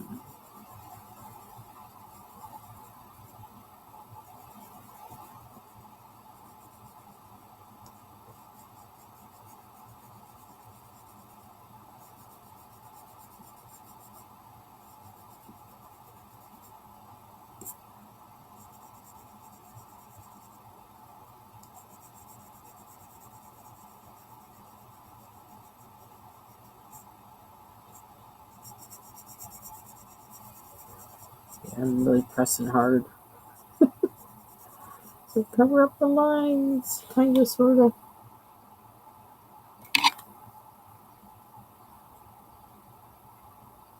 Oh wow. No. Oh my gosh. I'm gonna have to look for that.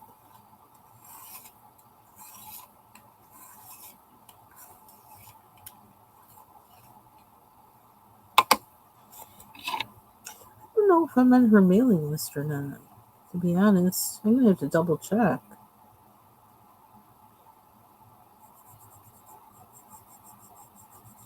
I like 14-page free book. I like that.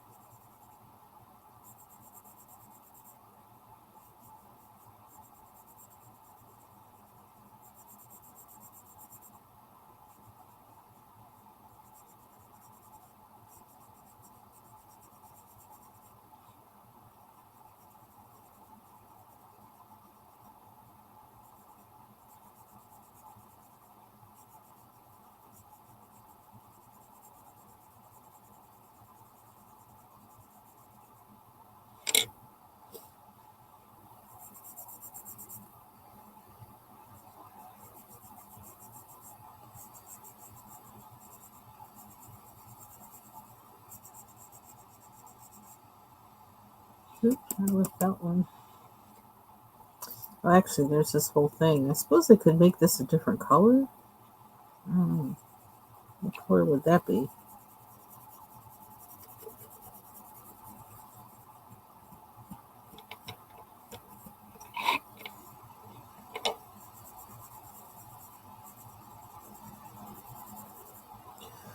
I was looking at dogs today.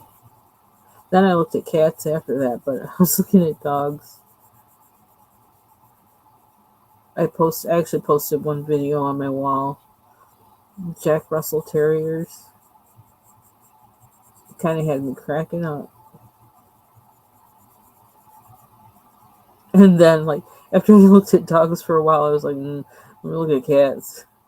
Because I just don't feel like it unless, and I welcome, like, if something changes, with me, with my lifestyle. But living up here where it gets so cold in the winter, to have a dog that you have to, take out for a walk in the wintertime, no. No, no, no, no, no, no, no, no. It's just not something I want to do. I hate to be cold. I hate to be cold. But, I mean, if I got the balls to get up and walk every day, no matter what the weather, which, like, I mean, it can be done. It can be done. It's like, do I want to do it though? Like, that's a whole lot of. I mean, sometimes, like, you got to shovel to get out the door. But I do have a pair of snowshoes though. But then I got to worry about the dog sinking through the snow too. Okay, I'm gonna have to look for it then. Cool. Hey Martha, happy Monday. Yeah, so that kind of keeps me from the whole idea of a dog because it's like, I don't want to go out in the cold. I don't want to do that. I do not want to do that.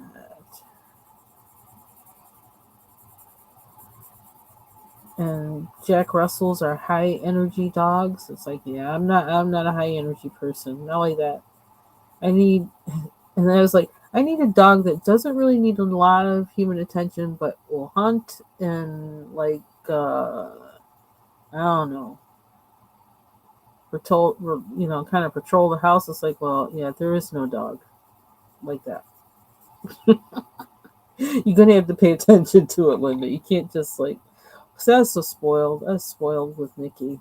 She was very independent. Our dog that we had, I was spoiled.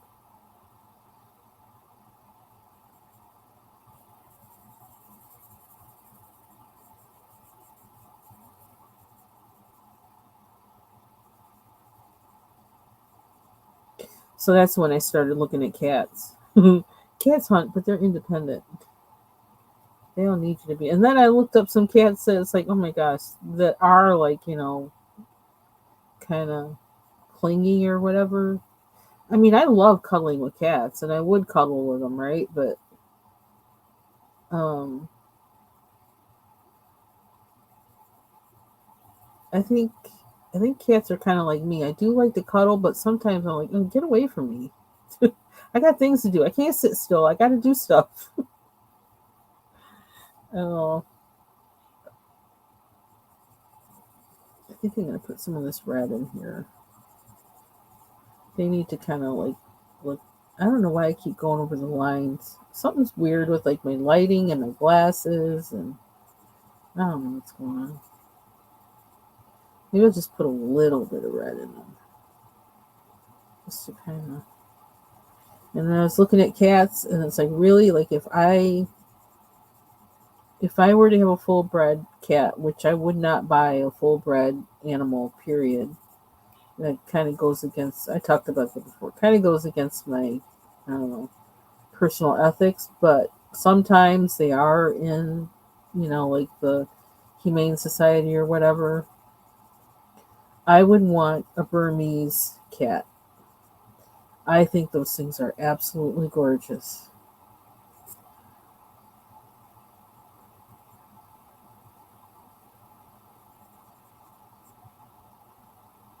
Oh, I like that. Yeah, it seems like I would be. I don't know. I don't know if I'm signed up for her email or not. I'm gonna have to double check because I may have it in my email. I don't really look at it a whole lot. I'm really bad about that.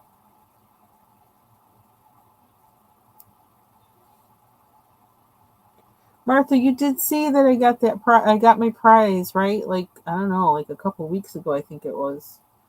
I did a video on it where I opened it up, but I don't know if I labeled that video yet because so much has been going on, and I've been trying to decompress from work that I don't even know if I changed. I haven't been changing like the descriptions and things in my videos and Restream. I don't know what's wrong with Restream, but it doesn't.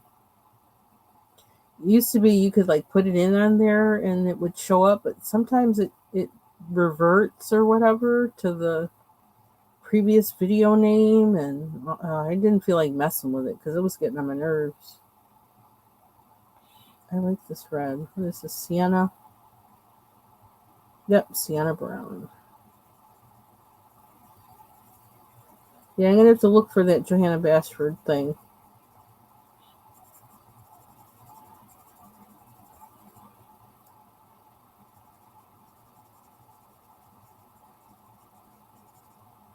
It's so funny that I won that contest, Martha, because I can't stand that movie.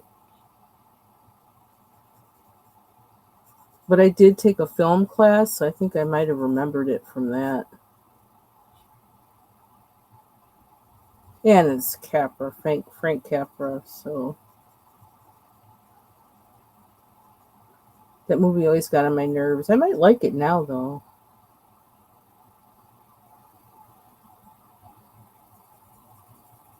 I love Jimmy Stewart.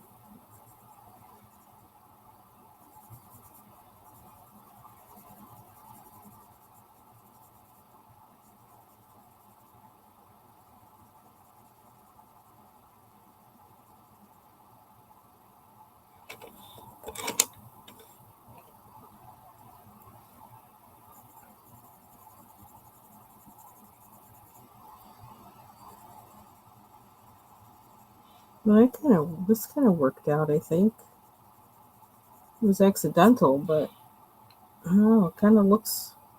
I don't know.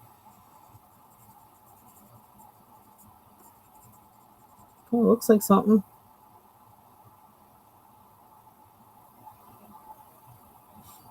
I love this sienna. I love this color.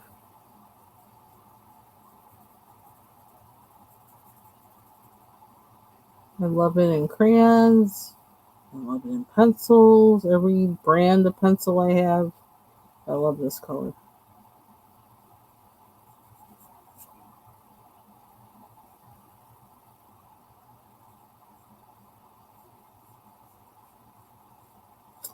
would love to get my paints out before those Hemi gouaches. And Martha's been working with those Hemi gouaches. You can check out her videos. One from yesterday, I think, and then also yesterday afternoon, and then she did one earlier this week. I was in the clouds. I think I was watching while I was playing my game. I really like to get them out, but I don't know if I'm gonna be able to before the end of January. Still kind of trying to assess my things that I have here and what I want to do with what I have.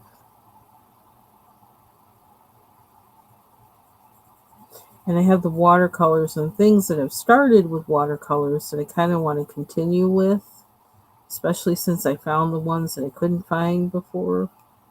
And I have the ones that I bought because I couldn't find the ones I had before.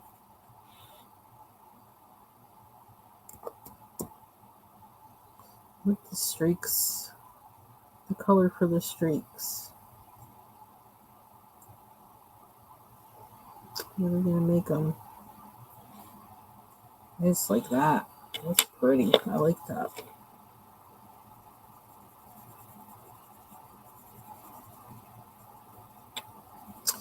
I gotta season my chicken unless I wait till tomorrow.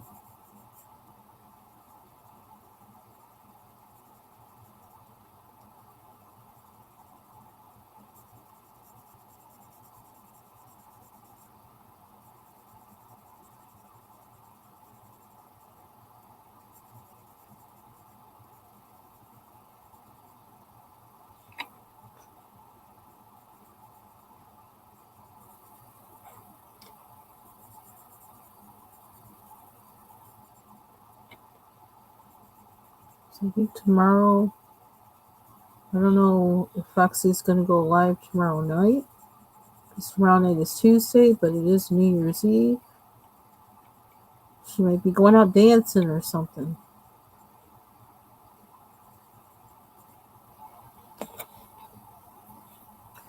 Or going to prayer meeting.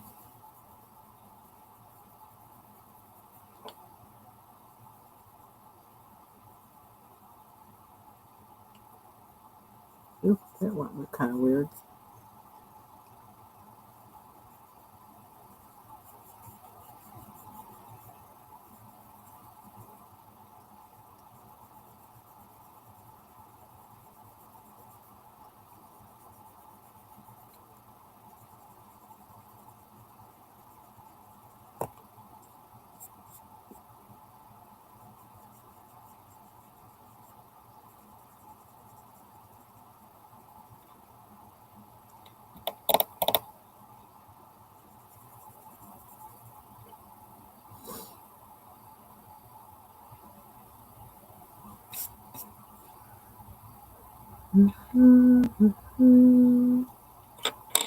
Blue. I don't know why, but I just want to use this blue because it's so pretty. I want to use it while I'm on here.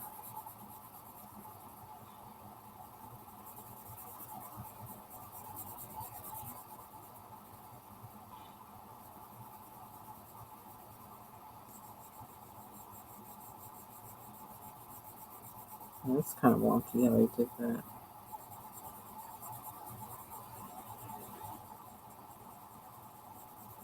I put my hair in mini braids yesterday just because, or mini twists actually. Just because I don't want to be messing with my hair for the next few days. The air's been really dry, and I'm just like, let's keep it in mini twists, and when I take a shower, let it get wet, and squeeze water into them, and leave it alone. And get like more gray hairs that, like, I wonder if I can find them. I have these gray hairs coming out that are like really, really like translucent and and really fine. And they get tangled up in the rest of my hair. And it's just getting on my nerves. And I just don't feel like, wetting my hair and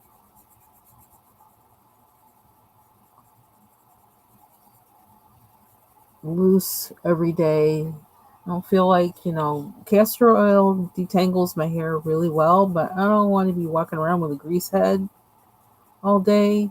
It's like, ugh, ugh. So I just put it in mini twists. But until, I don't know. Because I just don't feel like messing with it.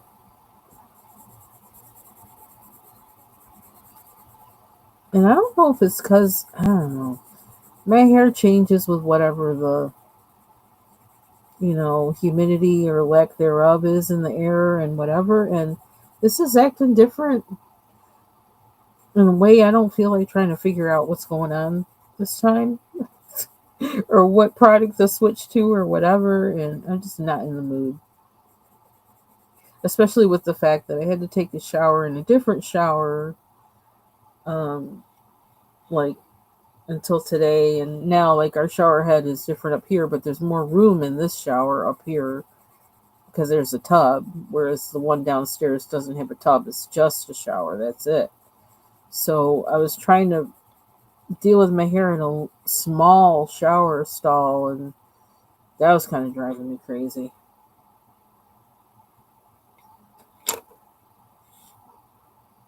Hey, Mandy, you're back. Finished your supper? I saw what you had listed there. Sloppy Joes and macaroni and cheese, I think it was, which sounds good. Mac and cheese sounds really good.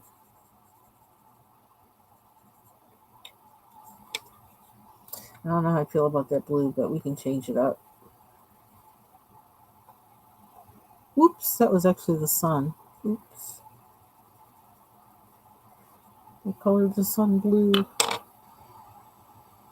The sun eraser.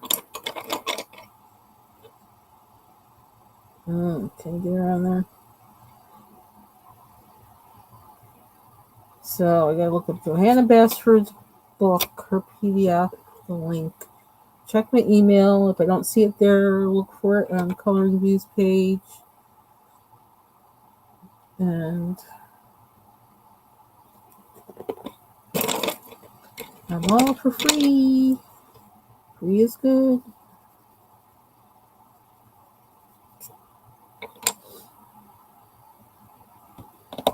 What was the orange that I used? I feel like I want more coffee. Coffee does not keep me up. I could have matcha, which almost tastes like ice cream. So I could do that. But I have almost a full cup of coffee right next to me, a full mug. Maybe I should finish it. I got this, which kind of turns purplish. Would that be bad? It's a fruit pruner. Oops. Oh well. It is what it is. And get to the edge. Well, that's not too bad. This is a really weird pencil because it looks kind of purplish. Well, it doesn't look that way on the screen, but in real life, it looks kind of purplish. But it also is kind of blue, and you can't tell what color is it. It's like however I feel like coming out for that day, it comes out.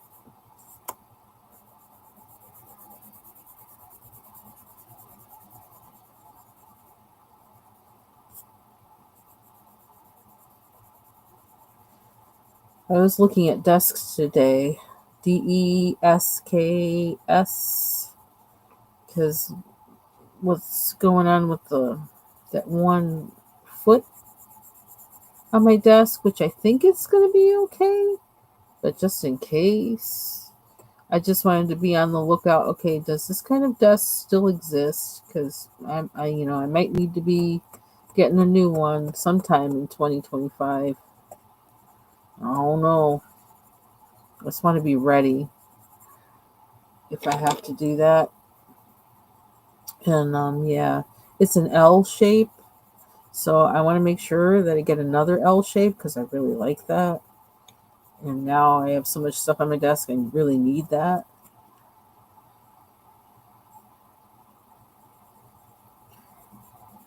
So I found some, and they really aren't that expensive. So I don't know, almost seems like they're cheaper than this one costs, although I can't remember how much this one costs. It's like 20 years old.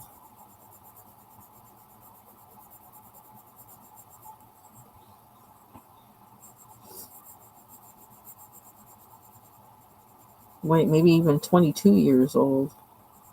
Let me think about it.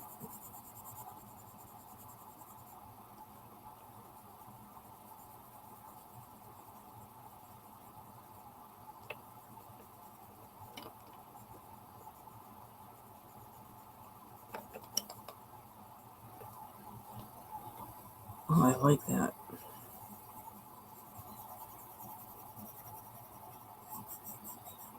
See, I'm going all over the place. I'm not following the lines. I'm just like, whatever.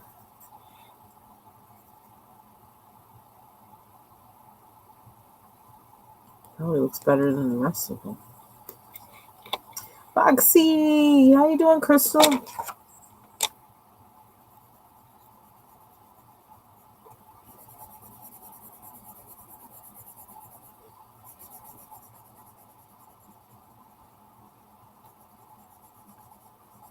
Did you hear me mention your name? Are you going live tomorrow? Or are you? I said, okay. Or she might be going out dancing tomorrow, or she might be going to church. I used to like going to New Year's Eve services. I used to do that when I was younger. I'd go there, stay all night. In high school, there's this one guy who called me church mouse. I'm like, yeah, and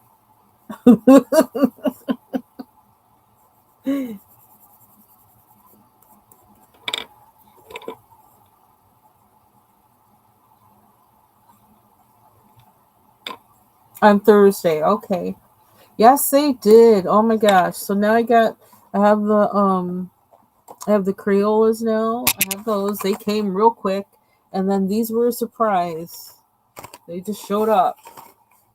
I was like, oh, only one of them was broken. It's like broken in one spot. And I was surprised. I was like, oh, okay, I got them. That's cool. They gave me some weird response when I told them. It says, well, the thing that I asked for credit for because I didn't get it. It says, well, it came today. I got it today. And it says, how can I pay for them? And then I don't know, I got some automatic message, whatever. We're sorry to hear, blah, blah, that you didn't get whatever. It's like, y'all didn't, nobody read my message. I'm trying to pay you or get that credit reversed. But if I'm going to have to go through that much trouble, I might as well just leave well enough alone. I don't know, I got to think about it because sometimes when you do stuff like that, it is better to just leave it alone because then they'll really just mess something up really bad. But I'm trying to tell them because I don't want to have them and not have paid for them. Because, I mean, they lost the product. They don't have it, on their thing anymore. And I do have it now. Oh, there she goes. Yep. Yeah, I guess so. I don't know. We'll see. Because I'm just kind of, right now, I haven't settled it in my mind. I'm like, just wait. They might just be glad to get rid of them. to be honest, I don't know. I mean, just because, not because they're bad, because I love them. I wish I could get more, but if I got to go through all that, I don't, not sure I want to do that. But all I can say is if you go to England or France, look for them crayons. Bring some crayons back because they're nice crayons.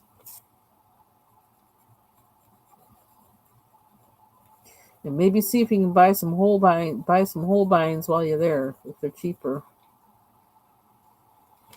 Just get them all.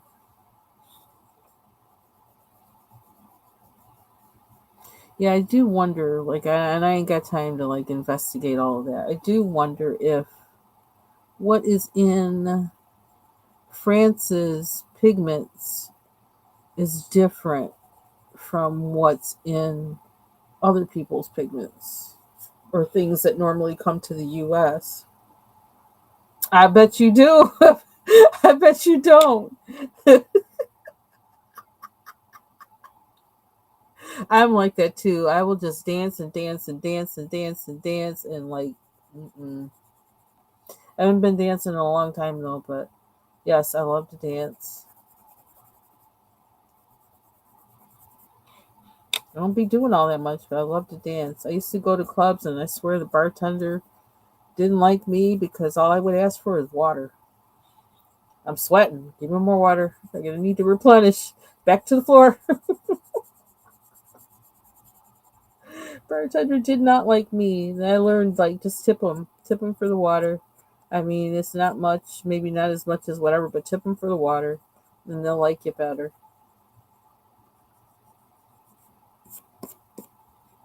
Because I didn't drink. I didn't like to drink. I still don't really like to drink. I don't really drink. Um, and is that is this is this? Huh? Yeah, this goes with this. So as far as that, they'd make no money off of me on that.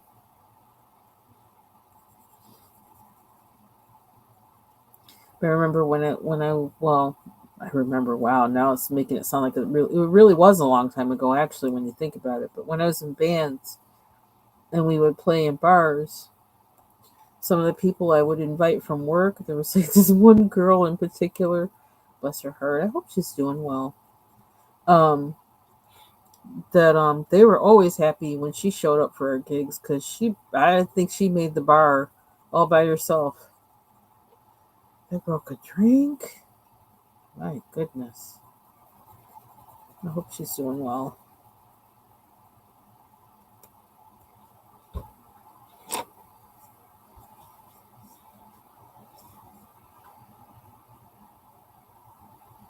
Ah, I know some people don't like neons and pencils or crayons, but I've found uses for them. There's a way like you can use them for under painting or whatever, undercoloring that they make. Like, say you use neon pink and then you use a regular pink on top of that, like in places, like, and leave just some of that neon peeking through, then it makes it pop underneath. It like does something. So I kind of like them. Mm. My teeth are definitely moving because this one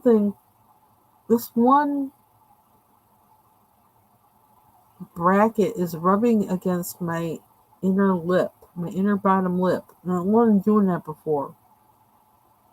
Mm, I don't like that, but I mean, I do like them moving, but I don't like that. Okay, we gonna do any more on this? The water. I'm about adding white to the water. I don't know if that's too soon or not. I get crazy with this white acrylic marker.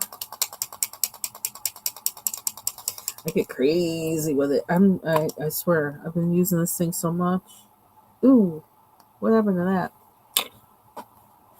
Was it rebelling? Ooh, ooh, ooh. I don't know what happened with it.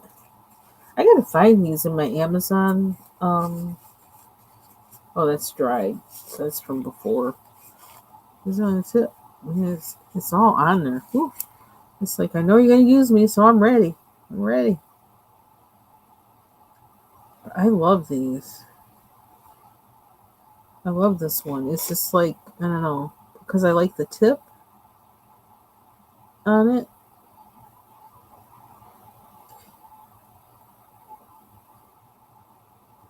The small tip, and then on the other side, it has like a wider diameter of the same shape.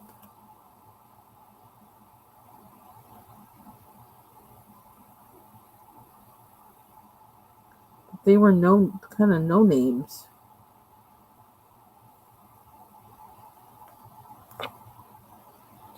I'm covering up the lines, Foxy.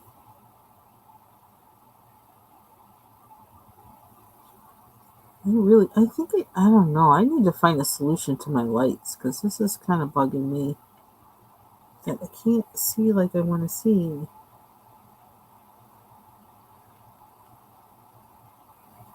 And I think they're better this direction for like filming and streaming, but they're not for me seeing my page.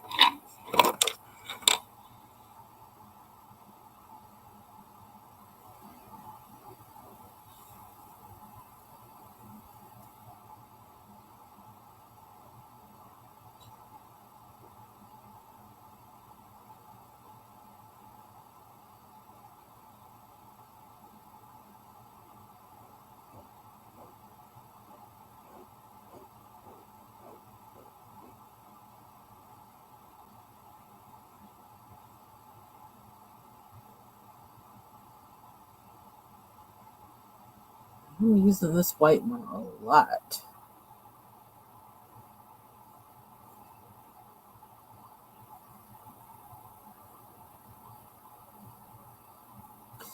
Well, I guess I'm not baking tonight.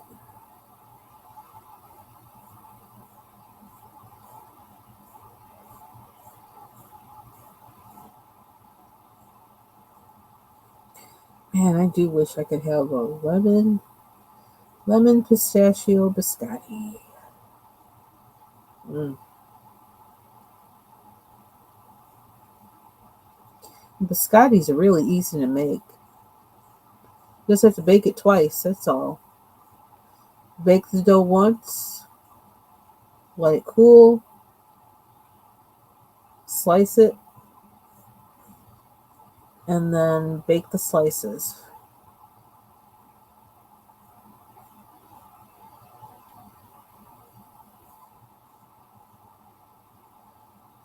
Make the dough all different kinds of flavors.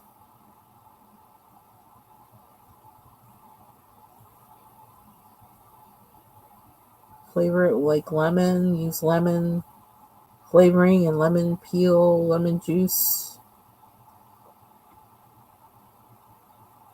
Do the same thing with orange. Make them chocolate. Chocolate.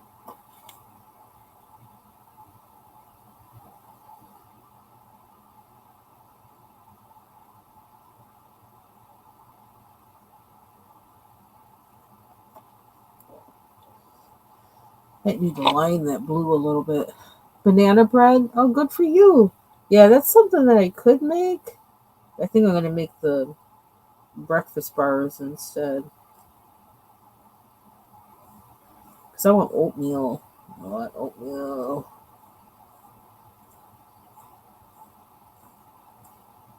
I'm kind of sloppy with this. But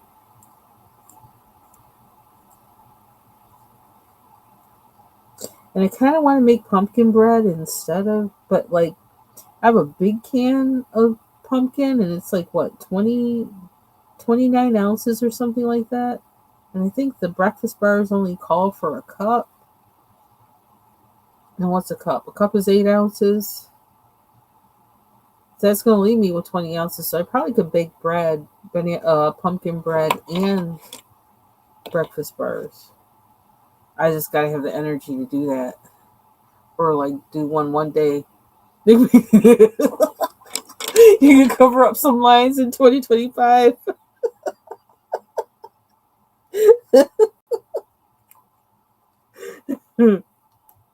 Yeah, I don't even know why. I don't know why I do it, but like it looks kind of neat like that. I don't know.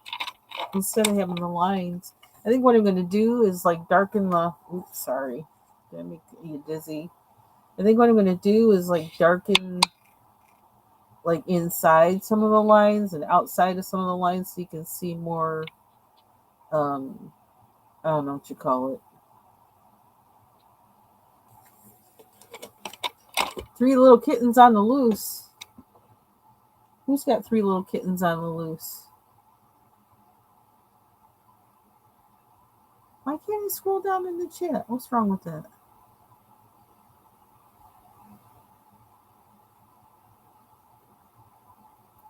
Oh, is Michigan the mitten state?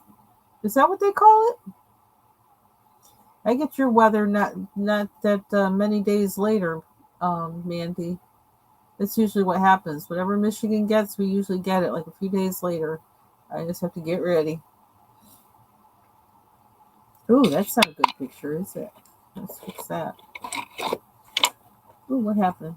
Did I not fixing around or something? What I do? What I do? I don't know why. I kind of want the mountains to be kind of red or something. I don't know. I want some kind of.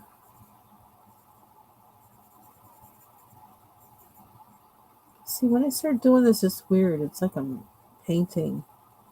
Something comes out of me with the shading thing or whatever. It's a habit, I guess, from painting or something. I don't know. It's weird.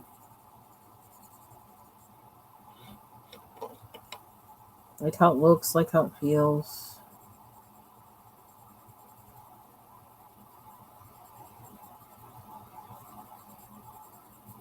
Maybe I'm kind of liking this book a little bit.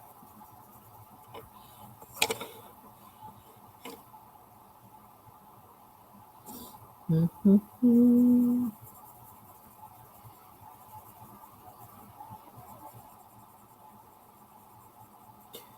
You hear about me the other day. Oh, wow. Okay. Yeah, I don't even know why I do it. I don't even know. Well, I do know because I saw that one woman's picture from that Johanna Bashford book, and like there were no lines, and she went buck wild making that picture her own. I was like, I didn't recognize it. Like I thought, oh my gosh, this picture's so gorgeous, and then all of a sudden, I realized, wait a minute. Like the second time I watched the video, wait a minute, I have that book and I have that page, and mine doesn't look anything like that. Really dry. And then I started trying to cover up lines.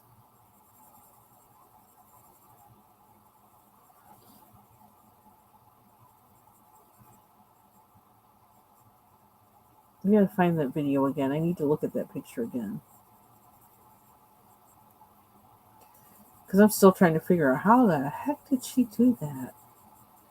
And the things that she thought of to put in the picture and everything, I just was like amazed.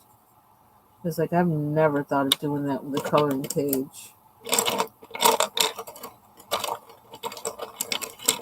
This is kind of gray. Do I want to go there? I guess we're going there. What is this? Putty beige.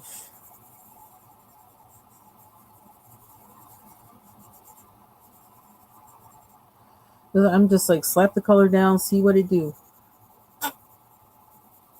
Excuse me, that was my mouth. That I'm trying to close with this thing happening with my lower brackets. I don't know what happened there.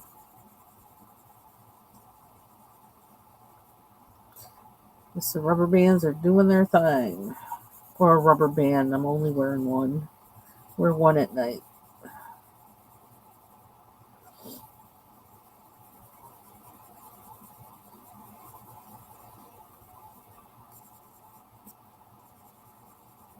I really didn't expect I was going to be doing that much with this picture.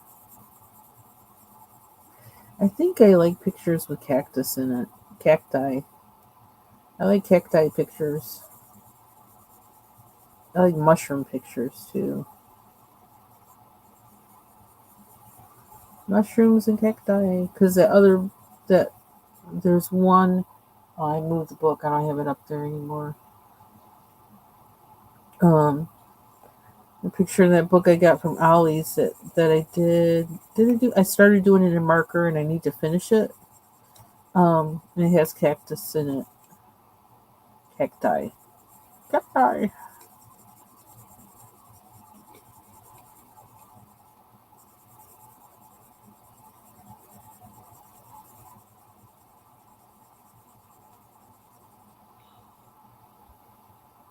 It's kind of cool.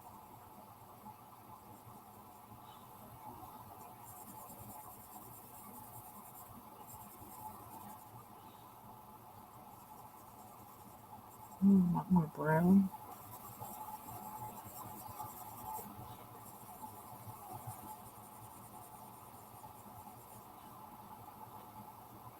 I'm gonna just leave it just like that.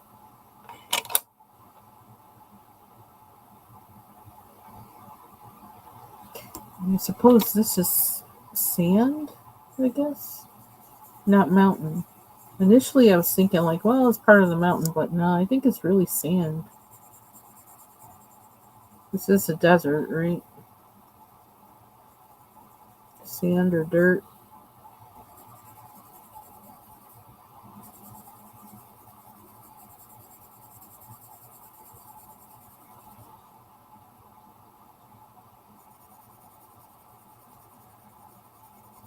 I posted a bunch of, yeah, I was in that obsessive music mode. I posted a bunch of videos to my wall, community wall yesterday by the Cocteau Twins, who was actually like, I don't even know what to call them. I guess you could say they're my favorite group from. They're still a favorite from the 80s. They're just very kind of pivotal for me, kind of as a musician, but also just her, vocals for a singer. Even though I don't sing like her, nobody sings like her, but and just as a musician, because the guitarist that did the music, they just were pivotal for me. I heard one song on the radio in the 80s, early 80s, and I was like, who is that? What is she saying? And who is that? Because the sound just caught me. And I can say that something similar that happened to me was when I heard, well, like any song from the 60s that Phil Spector had produced, because he had the wall of sound. I didn't know what that was when I was a kid, but that always caught me. That something about that always caught me. I was like, what is that? And so the Cocteau Twins kind of did that for me. When I heard that, I was like, what is that? It's like this whole sonic thing going on between the guitars and her voice, and the fact that she really wasn't singing real words, which I didn't know for a while. And that's something that everybody does with that group. It's like, what is she saying? Is she really singing words? I think she basically just vocalizes whatever she feels like vocalizing, and they're not really words. And it had been that it was that way for a long time until one certain point when she actually, you know, did some songs with real words, but I don't know, there's something about her. I don't know, something about her, period. Um, she sounds like a freaking angel. Sorry, like, excuse my language, but she does. It's like you hear her and it's like nobody sounds like that.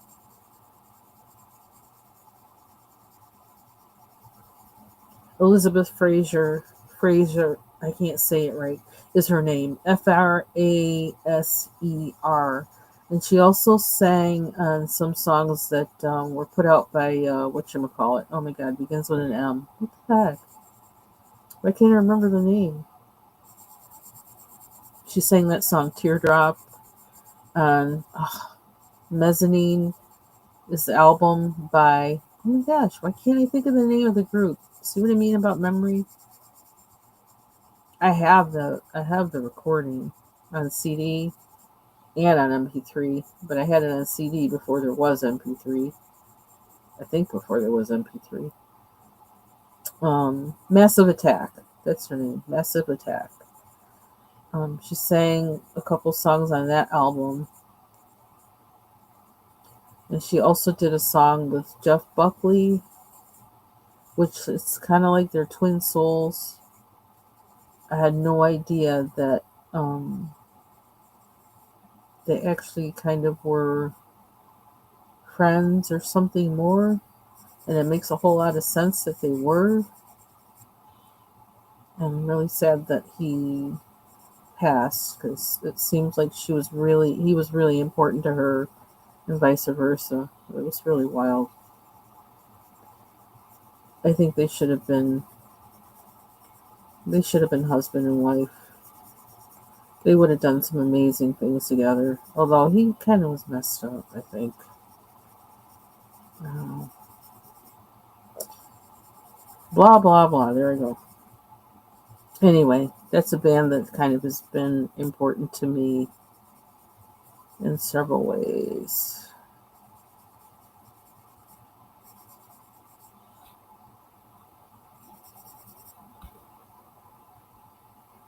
Okay. I don't know if I should put this in between there or what. I could always add to it. Doesn't have to be just this color. I'm going to just base it with this in the middle and add to it later. That's what I'm going to do.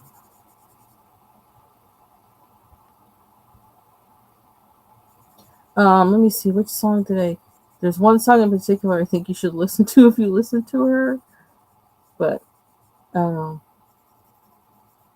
her voice is just like... It's like... like... I don't know. I don't even know how to describe it.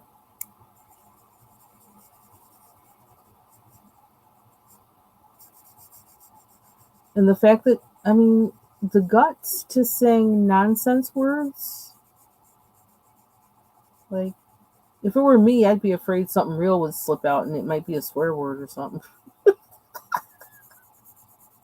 I don't know. It's wild. It's almost like she's singing in tongues, but that's not what she's doing. She's singing nonsense words, and I think um, she had a difficult childhood, and she's probably one of those kids who kind of like sang herself to sleep, and that's probably how she sang herself to sleep, and it was her habit, and so when she got in a band, she just sang that way.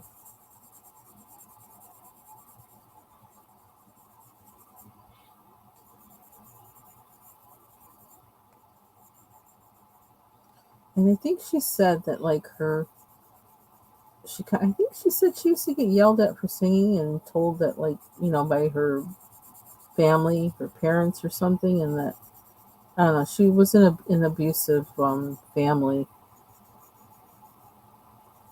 from what I recall, and she's got the voice of an angel. It's like, hmm.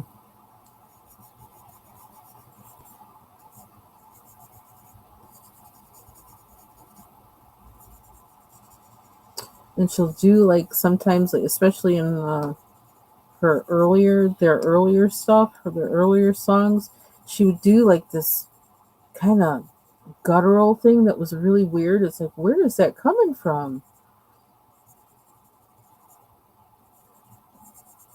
She just used her voice as an instrument, and she wasn't trained in she wasn't trained in opera or anything.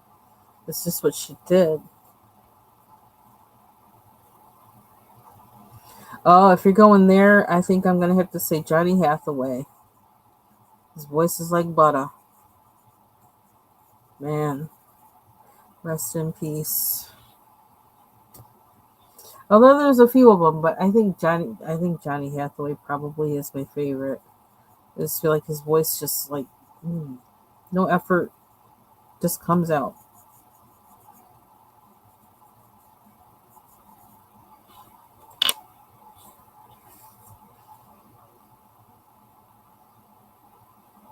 But then when you go back like to like childhood, I'd have to say the Delphonics, the Delphonics, the Delphonics.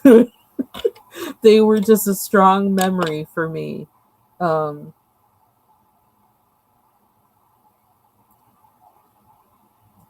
and I think I was enthralled with that, like I was with anything that Phil Spector had produced with that Wall of Sound. the Delphonics with the production that was in their sound, which I found out like they kind of had the same production team and stuff as I think the Stylistics and somebody else, but the Delphonics. It's just that whole that sound and having the orchestration with the brass and the what was it? So, those bells. The I don't know if it was a xylophone or whatever it was. I don't know. Just everything about it was like I used to play nightclub. I'll say we used to play nightclub, me and my sister, but like I was the one who was like all into it. And we had, those try, you know, those three light things that were shaped like, like horns or whatever. And there'd be a different color bulb in each one. So we'd turn on just the red one and play nightclub. And we'd be playing the Delphonics and doing all the hand things and the steps.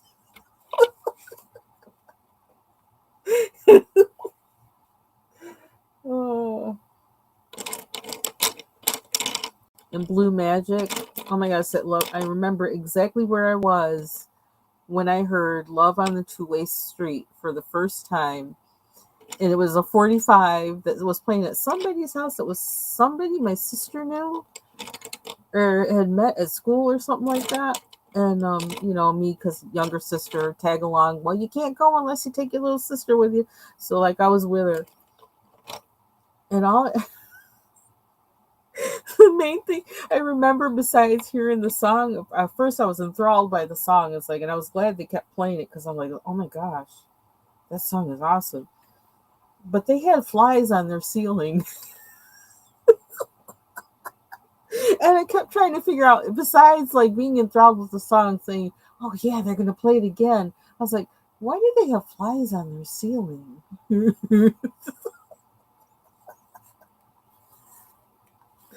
Oh my gosh, I should write a story about that. But that's probably the most part I can remember of it. The flies on the ceiling and the song was playing. Oh my gosh, I love all those songs.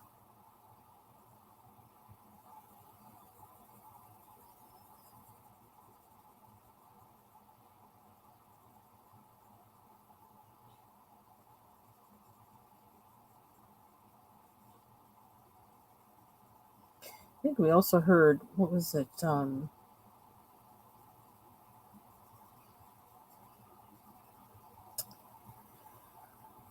Oh man, what was it? It was a Jackson 5 song, and they actually had the album. And I heard the song for the first time at that person's house. And I can't even picture who the person was or what. I wonder if my sister remembers. But it was at their house that we heard it. I don't know if it was their version of La La La La La means I love you or something else. What was that song? I heard it for the first time there. See, I remember the weirdest things. But it's because they had an impression on me, is why.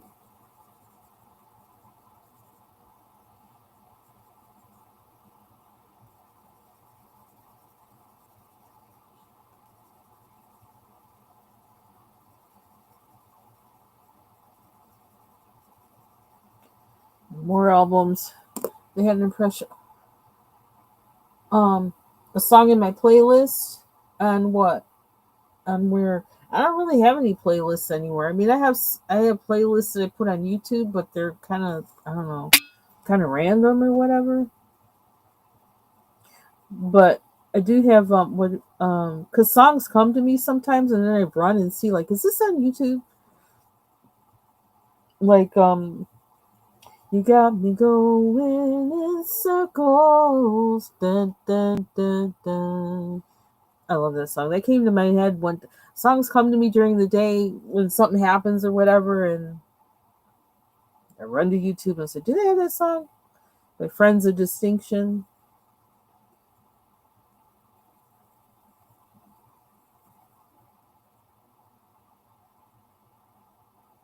When it comes to songs, I love music, period, and I just you know R&B that I grew up with is just like it's close to my heart. It's in me. It's just in me.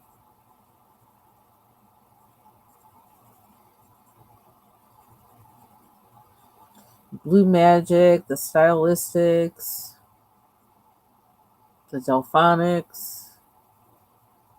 I couldn't, that's like, you know,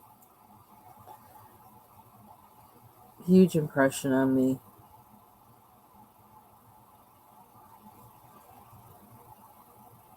Oh, to the chat, what's the next song on your playlist? Oh,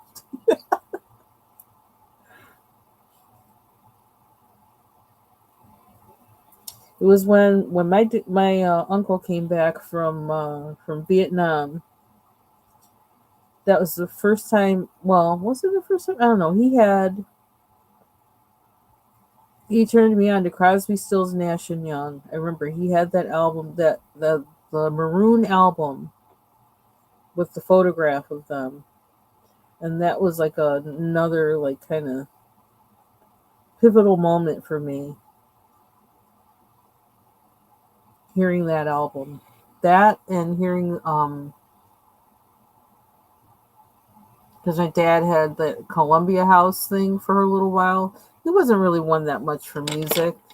Neither of my I don't think either of my parents were, but I mean it was always playing in the house though. And I had an uncle who was in a band, so there was music playing in our house all the time. Um, but he had gotten through Columbia House. He got the album by War, um, the one that has like Lowrider and oh my gosh, I can't think of the main song I was thinking of. But anyway, that whole album was like stuck in my head. I thought this is different.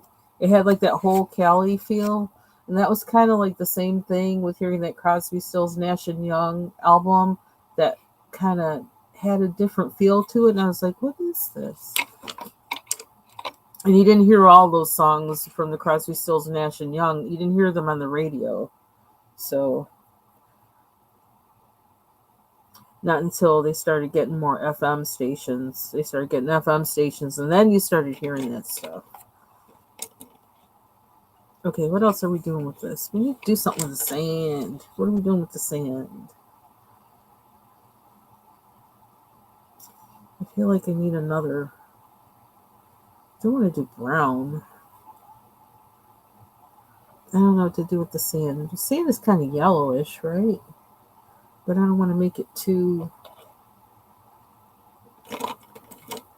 Hey, Jean. Happy Monday evening. Okay, now it's past 2 hours and I'm still coloring. And I heard them start talking about music and I forget where I am. Where am I? What am I doing?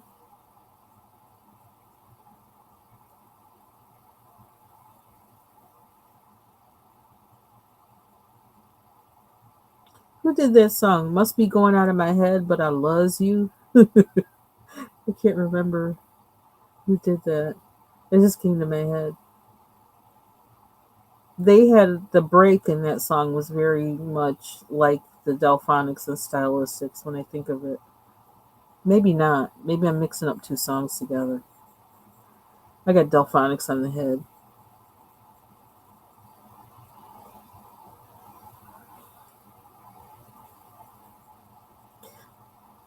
Mm.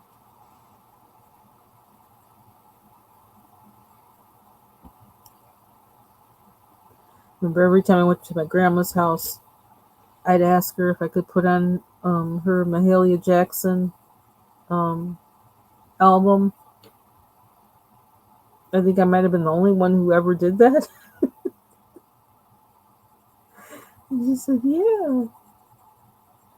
I when she would sing that one song, "Walk in Jerusalem," and my grandma would start dancing, and she never danced, right, in any kind of way. Like, but when that song came on, and she'd start dancing, so she kind of did that for me.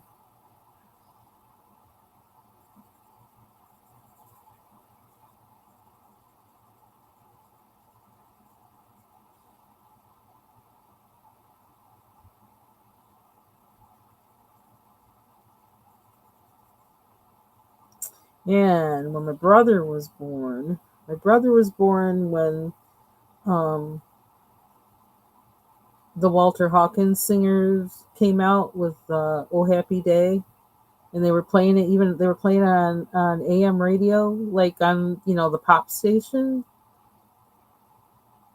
Yeah, that was when my brother was born when that came out. So I always remember that album from him.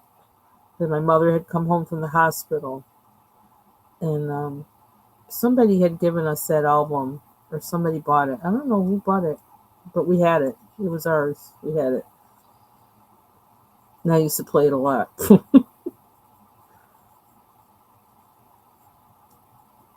I love that whole album. And it's something interesting that there's one song from that album that I cannot find on YouTube, and I don't know why. Even when you pull up the album, they don't. That one's not on there,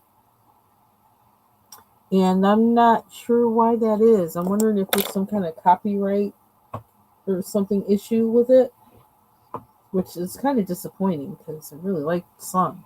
I was looking for it. It's like because I know the order of the songs. Like when I'm hearing it, I know the order of the songs. And it's like, well, where's that? What happened? No, you can't go to that one before you go to this one.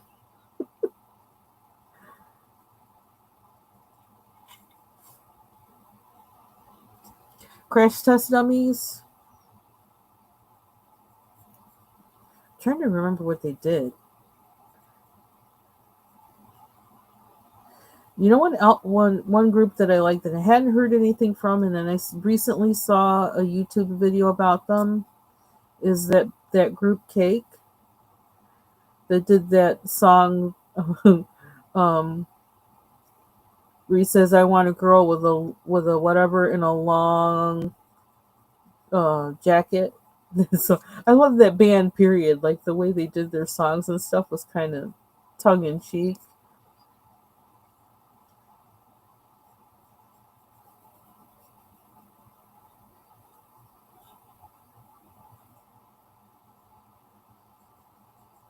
Yeah, I was mostly into when I got in my what do you say, like mid. I don't know. When would you say? I don't know. Well, I was in a lot of bands off and on from the time I was 15.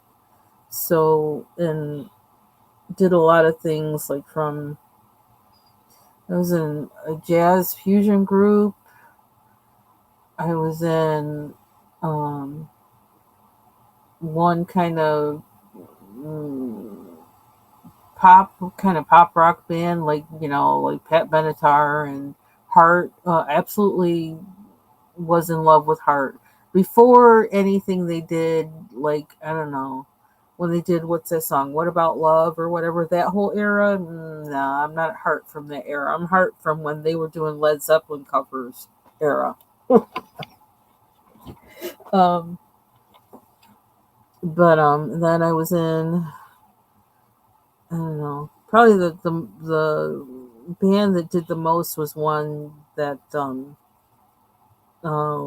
it was alternative rock, and it kind of stayed in that realm as far as music that I did or performed. Basically, was always in that realm. So that kind of is, I don't know, mostly.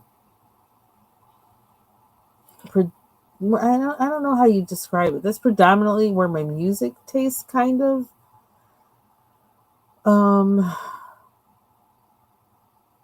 I don't know what you say is, but I don't know. It just because it was my young adult years or whatever. That's a lot of it. I don't know how to describe it. Early techno, um, early goth, punk. Um, okay, see you later. Um, Pre grunge stuff. I know a lot about that. I know some metal because some of the musicians that I was around. Because it just was like a whole community of just musicians and different kinds of bands. So I was around a lot of metal folks, so I knew some metal.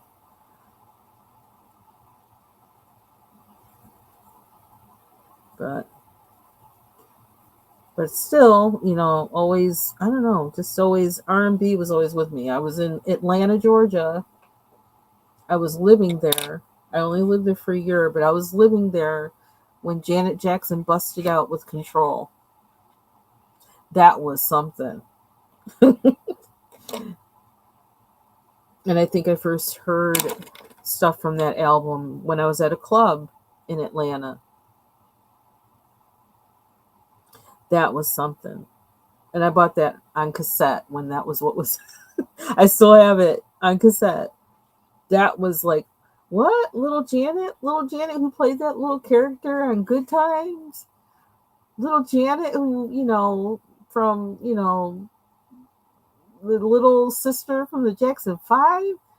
She busted out with Control and it was like, boom. Game changed. That was my album. I love that album.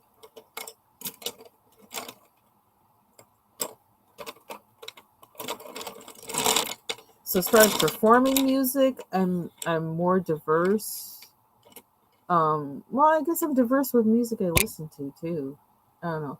Maybe with performing music, I'm less diverse because there's some things I won't do. Like I'm not going to go out and do an R&B album because that's not really my strength. Yeah, I'll do more alternative stuff, or I will do jazz. But yeah, but probably not R&B because that's not my strength. And it was kind of interesting that one time, it's like the Lord led me to this because like I wanted to get vocal lessons because I knew what I had to do and how much singing I was going to have to do, and I wanted to do it right. Welcome back, Bubbles. And so I knew who was a good vocal teacher in my city. And ooh, what's wrong with this pen? What's on it? Something leaked on here. I don't know what it was. But he was, and I knew him because I used to work somewhere that sold sheet music. Well, I worked in a department that sold sheet music, and so I knew of him from there. I knew what he did, and he was a black gospel choir director, very well known. Went to a top-notch school where you had to learn classical music and all that kind of stuff, like all kinds of stuff. But he was top-notch vocal teacher, and I knew because I was going to be doing a lot of gigs and stuff that I needed to make sure that I was singing properly and that my voice was strong enough to be over to guitars and things like that, because you know how they don't know how to turn down. They don't want to turn down. They want to be heard all the time. So anyway, I actually called him and I went to him and asked him, if I could take some lessons from him. And he kind of was like, he goes, well, that's not really what I do. It says, I want to learn technique. And he actually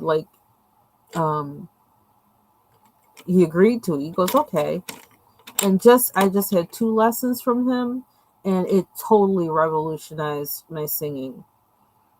And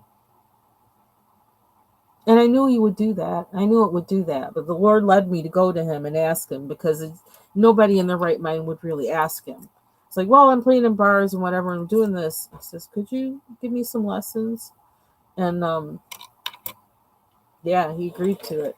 Totally changed my singing, like elevated it. And yeah, that's all I'm going to say. I was going to say something else, but I don't know. I kind of feel like that would be bragging. But, well, I'm just going to say it because I already started. And I'm not bragging, but, like, give the glory to God because that's why I was there. And that was one reason why I think this director, this guy, vocal teacher and everything else, agreed to do it because of the heart out of which I was doing what I was doing. But this one bar that we had, like, quite a few gigs in, and like I was amazed that we were even playing there because I'd known people growing up. Like there are actually famous people who had played in bands at that bar and were famous now. And the bartender said to me one time when I happened to be going there, I don't know what I was doing or if he stopped me because I was walking by or what, but he said to me, he goes, you're probably the best singer that I have heard um, since I've been bartending here. And I was like, whoa. I was like, oh my gosh, that's wow. Um, that was wild. That glory to God for that one, because that's all I can say. Because that's all I can say. Because I've been in bands where there was one band I was in when I was like 19, I think it was. The drummer was always yelling at me, sing louder, sing louder. Oh my gosh, he was like, oh, he would get on me. I was like, what is wrong with him? He really doesn't like me. I don't know.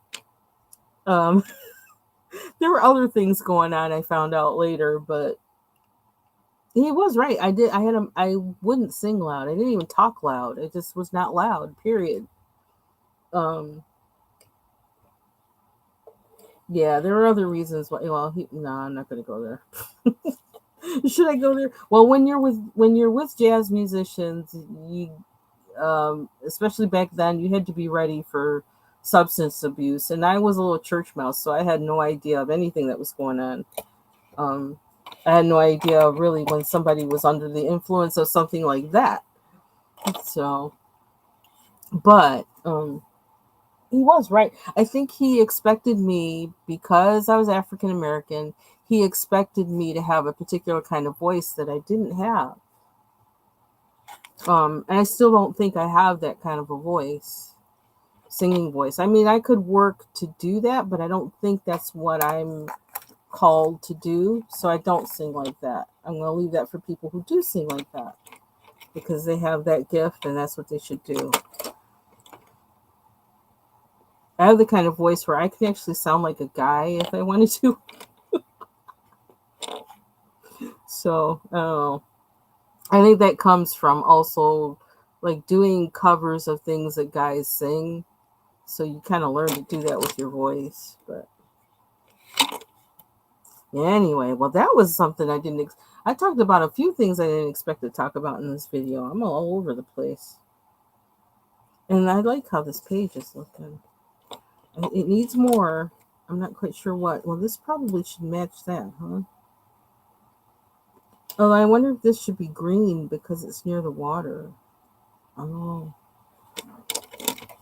Let's do a little green.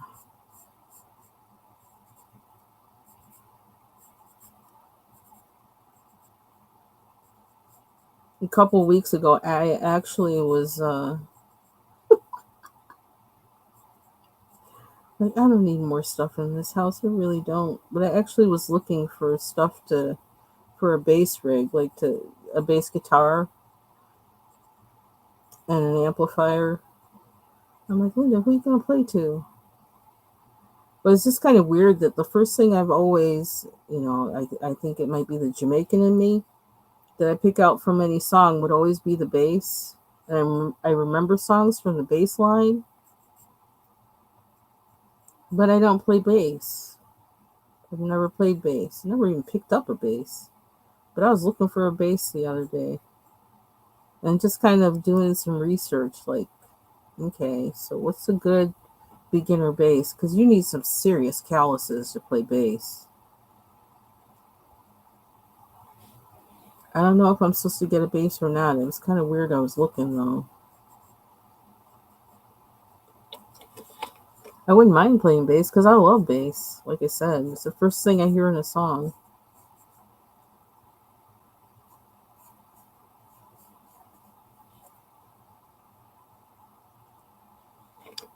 Uh-uh.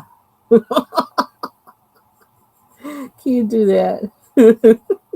I'll tell you what, if I might send you something, Foxy, actually.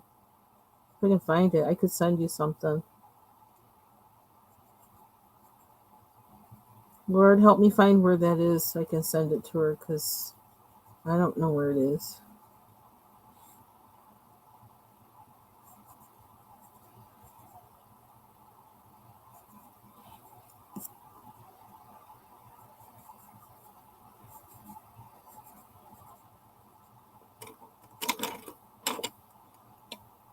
I don't really talk about me doing music or singing or writing or anything very much, because I've kind of been on a very, very long hiatus.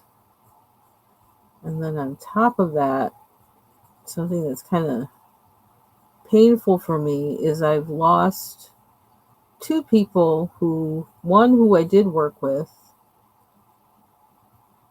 and one person that I had always hoped to work with. I've known him for like long, long, long, long time, decades, and had always hoped to work with him because he kind of did more like he would do standards and jazz, but he also had like an alternative rock band like back in like the 80s, and was on a label and all this other kind of stuff. Um, and like what he did evolved, over the years. And he he did standards and went overseas, and had toured and all that stuff. That was how he made his living. And but I always had wanted to like work with something for him. I had the opportunity one time to clap on one of his recordings, and I said nah, because the Lord had told me no music. I don't want you. There was a time period in my life when he said don't, no, and so I gave it up. But I was always around musicians because of friends and things. But yeah, so I'd always hoped that one day like I would be able to work with them sometime, because I've never done anything where like I sang standards, and I don't really know any, and I thought that would be fun to kind of like sing that way. And but he passed away um like the year before my best friend passed away. And it's like, well, I guess I'm never going to do anything with him, which really made me sad. We like all, I don't know. I had always wanted to have one of those parties where all my musician friends came to our house, spent the night, like, whether we have tents outside or whatever, it would have to be summertime. And we just set up all this equipment and we just jammed all weekend long. I wanted to have one of them parties. I never got to have one of those parties, which makes me sad because I miss all those people. And some of them I'm not going to see until the next life, which is a drag. But I know God has a plan, and I just stay with what his plan is. All things work together for good to them that love God, to them that are called according to his purpose. And if he wants me to start playing bass at this ripe age, I for sure will do it. Shoot, I'll go out. I tell people like I'm gonna be the grandmother who's like dancing on the tables. Sorry, don't expect me to act like a grandma. I love music. I hear the music, I gotta move. Oh, why did he at the time? Um, I think it's because you know musicians have this thing about feeling like they're like not only are they human beings a little lower than the angels, but they're actually like musicians think they're above the angels, all right? Musicians can have this kind of thing where like we know we're special and we think we're better than the rest of the people because we can do things, we can call attention to ourselves, and I don't know, it's just really this air. And just I feel like the Lord wanted me to be willing. You love this thing like more than anything else on earth. Are you willing to give it up for me?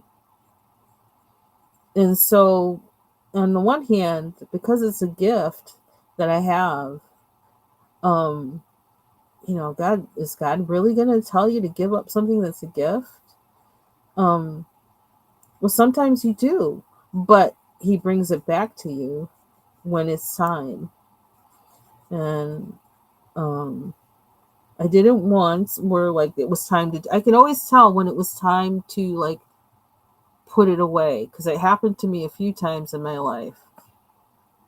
And I think this has been the longest that I've had to put it away. Um, but I know it's coming back. But I'm also not stressing about, I'm not stressing out about not having it. I'm doing whatever is in this time for me to do, because that's a part of what needs to be there when I pick it up again. Um, so basically, the reason he said that was that I put nothing before him, even if it's the thing that I feel like I was created for. And if you're willing to give that up, it says something about, I don't know, it just does something to you. It says something about where, I don't know, like, obedience is better than sacrifice, right? I could go out and play and say, oh, well, I'm playing for the church, or, oh, well, I'm doing this, or I'm trying. Yeah, but what did God ask you to do? What did God ask you to do? Are you doing that? If God asks you to not do that, and you're out there doing that, and you think it's like whatever, it might be good, it might seem godly, but is it what God asked you to do? There's a difference between all those things, between what's good, what's godly, and what God asks you to do. Lots of things are good, lots of things are godly, but what did God ask you to do? You know what I mean?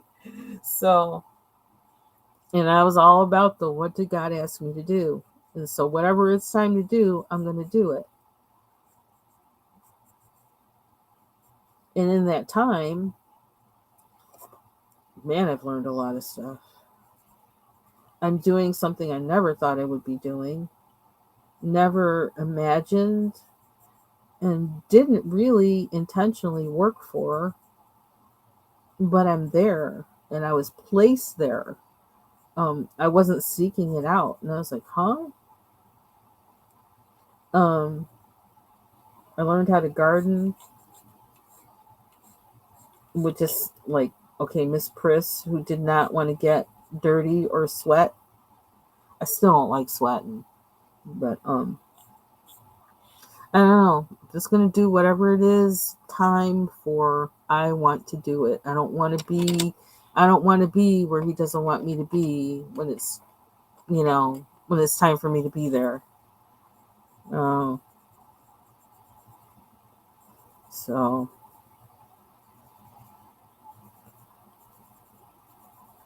because there's a lot, when you're in the wrong place, you know, you think like there's things that like, oh well, if I'm here, like this is going to happen. I'm going to get to do this. I'm going to get to do that. I'm going to get to the other.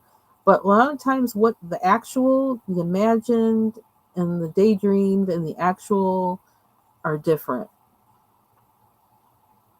And you don't know, because you don't know the other people that are going to be there. You don't know the other situations that are going to come up while you're there. You have no idea. So if you're in that place and God asks you not to be in that place, or not to do the thing that would put you in that place, you've put yourself in a position that he really didn't want you to be in. He knew about, he didn't want you to be there, but you're there. And yeah, he'll help you out of it if you ask him, but you still got residual things to deal with while there. And I just never wanted to be anywhere he didn't want me to be. Not because I was scared, but just because I love him. Plain and simple. that's all there is to that part. Oh.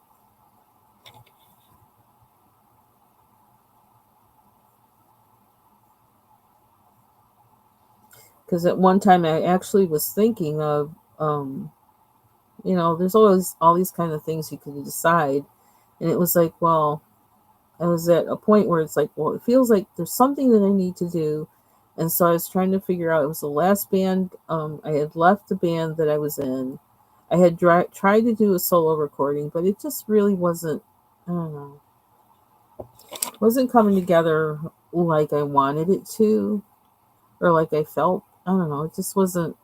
I got some good things out of it though, but that just wasn't feeling like it was the direction I was supposed to go. And so I asked the Lord, I says, well, there's a couple things I'm thinking of here. It's like either I can go back to school, because I was always working a full-time job. It's like either I can go back to school, or I could move to Nashville and try to get into, the whole songwriting thing. And I knew some people there. I had a few connections where I, maybe could have done that and tried that out. But the direction I seemed to be going was to go back to school. And I think, was at the time? Yeah. Um After I had started going back to school, there was actually a friend of mine who was in like our large musician group. Um People that we knew that were all in different bands or whatever, but we all knew each other. He and his band had gone down to Nashville to try to, break into, big time or whatever. Um, I got a call one Saturday. It's funny because I was just thinking about this the other day. I got a call one morning um, from my other best friend, and she told me that he had committed suicide. And this was somebody that you would never, ever, ever, ever, ever, ever think of doing that. They had been in Nashville, what, for like, they'd been down there for 6 months, or was it longer? And it was a big deal that they were leaving. They were all leaving. The whole band was selling all their stuff and everything, and except for their instruments, and moving down there. Some of them were married. They were moving down there with their wives. Um, he had actually separated from his wife, um, and then like had moved down there. Um, and that just, like, I don't know, they just had a thing to me. It's like, wow, it's like this. And the funny thing was, he had one of my keyboards, and he had moved and had the keyboard with him. He had given me a vocal tape that I was borrowing from him, and he had borrowed my keyboard. I still had his vocal tape. I still have it. Vocal training tape, and he had my keyboard. And yeah, so I got that news, and I just was like totally just it just said to me, it's just like, you know what, if you don't go there and if you go there and God's not with you, it it's like being nowhere. I don't even know how to say it. Like there's that psalm that says, um, about being in one house, a small tiny house. This is like paraphrase because I can't remember the actual scripture, but being in a small, humble house, with God, and being in a palace without God. It's better to be in the small humble house without it, with God, than to be in that big palace without him. And that's kind of I just felt that. It's like you go on a path of just being disobedient and just saying no to God and yes to whatever it is that you desire, and you wind up in places that take you down. And that's kind of, not to simplify it or anything, but that's in part what happened with him. And it was kind of weird because he was actually responsible for a lot of people accepting Christ in our well, not our friend group, but around the people that he encountered when he was doing music and stuff and just living. So it was like the last person that we thought anything like that would happen with. I don't know. That was a long tangent. I've been talking a lot tonight. What the heck? 3 hours. Wow. Yeah, that was really sad. That was really, really sad. And it's weird because like I don't know.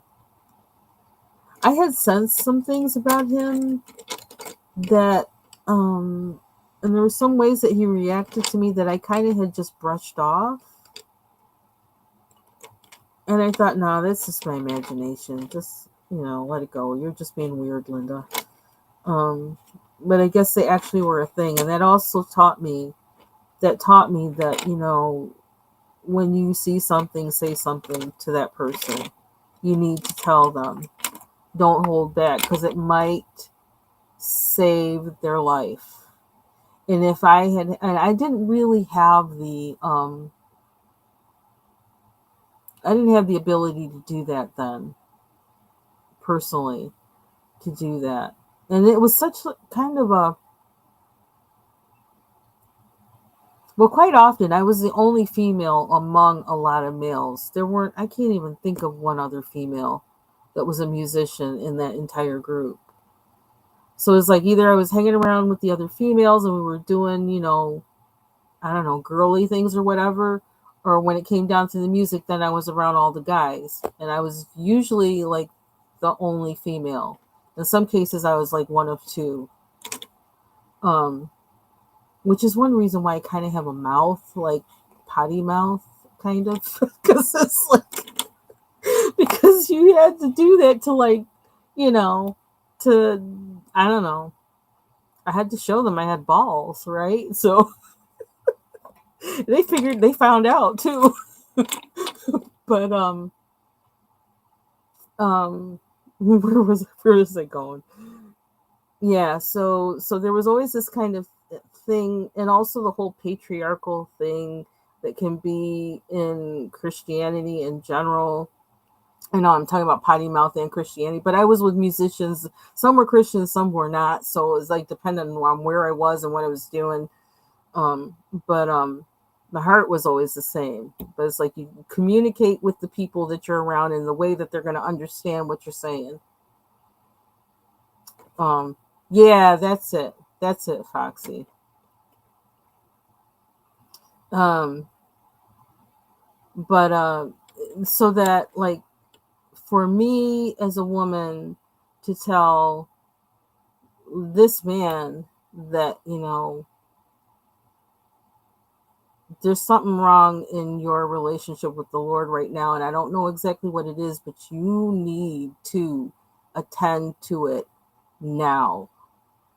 There I just didn't have I didn't have those kind of balls spiritually to be able to do that. I wasn't convinced. I didn't believe in myself, basically. I didn't always know that actually what I was hearing was something I was hearing from the Lord. I didn't know where it was coming from. Um, but it turned out there were things that it was the Holy Spirit in me that was picking things up. But I didn't know that because too many people had taught me to doubt what I knew, that I couldn't do this. You can't teach the word. You can't do this. You can't do that because you're a female. I had started off as a Christian, as a young person, and they tell you in youth group you can do anything, through Christ, you can do anything. And then as you start getting a marriage age, it was like this whole thing where like they had to box you up as a female. Okay, Foxy, you have a good night. And yeah, that's kind of like where it put me. So I would see things and hear things and I would doubt myself and just not say anything. Um and sometimes just pray silently about it if I felt that impression strong enough. But I wouldn't say anything.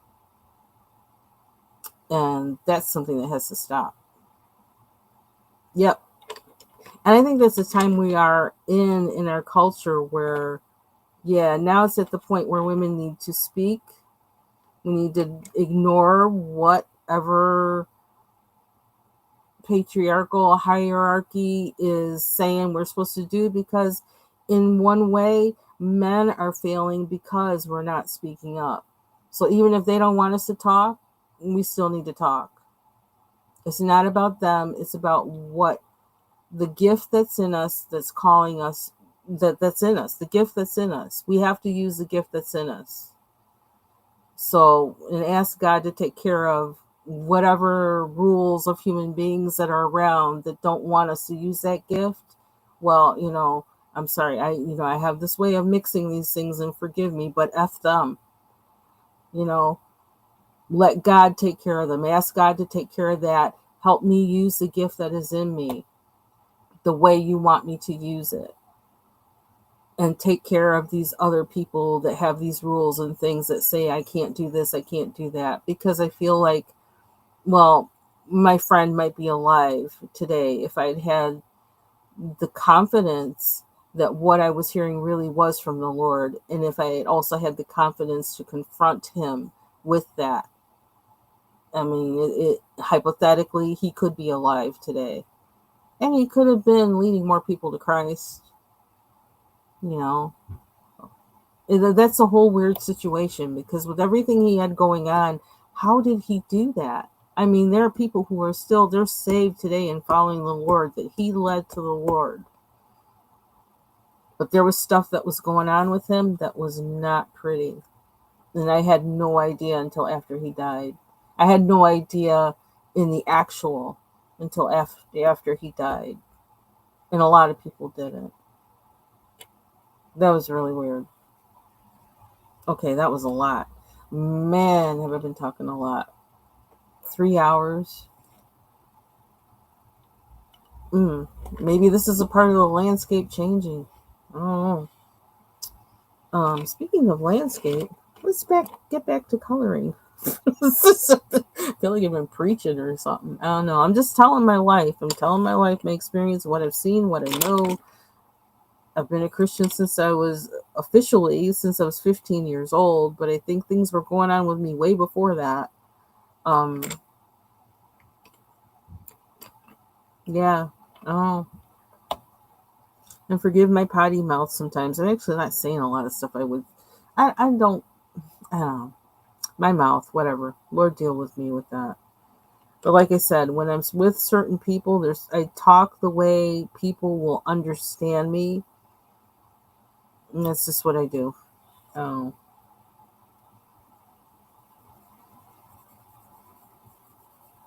and I try to keep it under control when I know it's something that I'm just being, it's just bad. Let's just say that. This is bad. Don't talk like that. This is bad. But I just don't like being, I want to be me.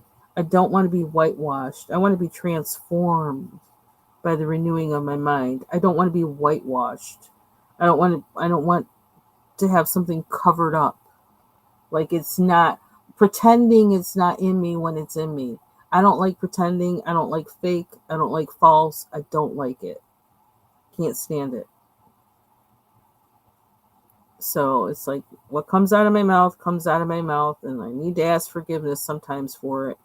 But one thing I don't ever want to do is to um, curse an individual, anything like that. I don't want to do that. Anything that strikes against their soul, their eternity, anything, I don't want to do that. That I think is totally against my. I don't see that as something that's coming out of me naturally. I think I would be immediately convicted to like fall to the floor, convicted if I did anything like that. But swear words, I use them. I do. And like I said, I use them because there's some places where if you don't, people aren't going to understand you. People aren't going to get you. People aren't going to take you seriously. And because I'm around all kinds of people. So, and their words, they're words. They're words. Um, and part of what I do for a living is all about words. Words, context, and the variety of them. And sometimes a cuss word is the one thing that says it. I'm just like, sorry. It's just being real here. Sometimes.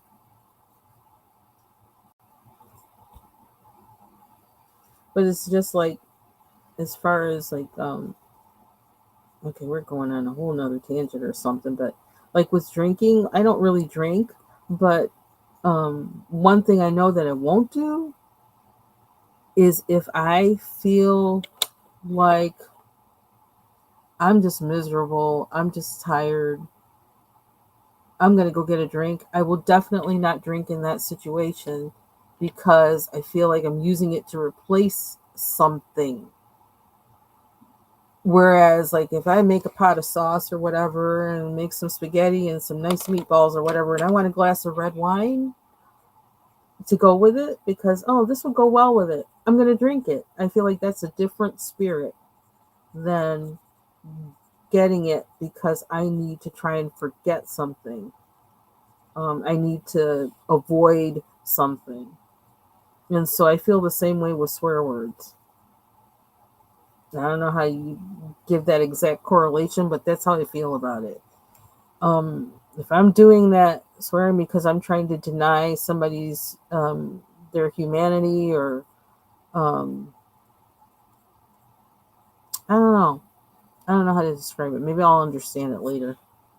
I feel like there's something there, but I don't know. I'm not getting there. Maybe I need to just shut up. That's too much green. That's too dark. I need to like brown that up or something. I'm just gonna brown that up. I don't know. Maybe I should leave it alone. Maybe if I look at it tomorrow, it'll look good.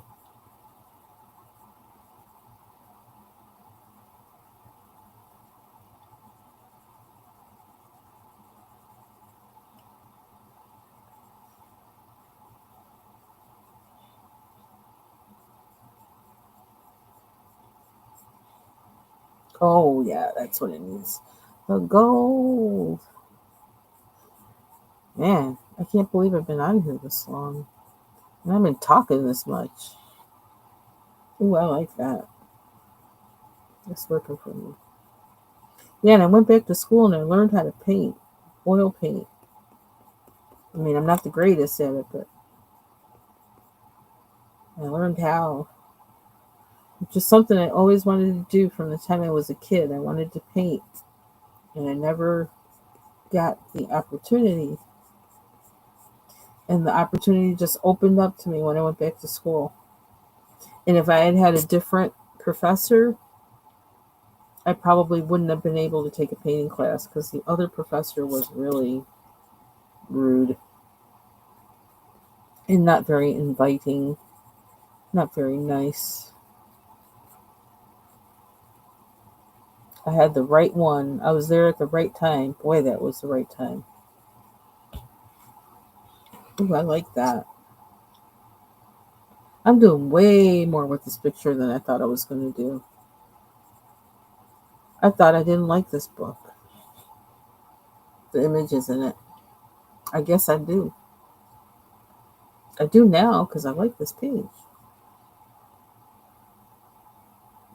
It's time for me to get off of here. I've been on here a long time. I don't even know what time it is. I just see 3 hours and 29 minutes. Oh my gosh, 9:41. Let me get my butt off of here. Let me check around. This is pretty cool. I like this page. I think I like the cacti. So I gotta figure out what to do in there.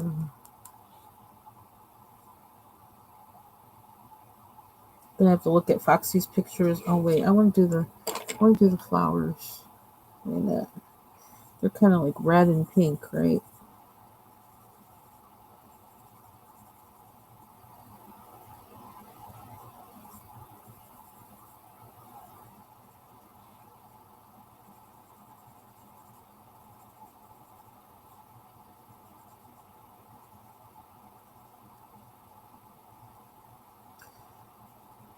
We have like all our snow just about has melted. I don't know what is up with this weather. I don't even know what the temperature was today. It did feel like it was cold, but snow's melting, so it's like it can't be that cold.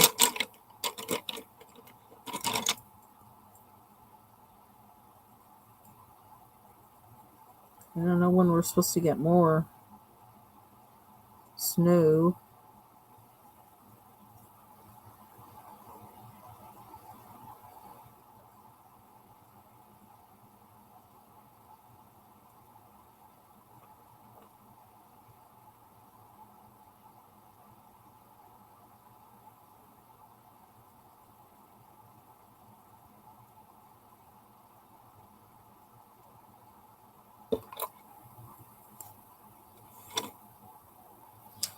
Do something with these guys. I gotta figure out what. I guess they're cracks or something. I don't know. Okay.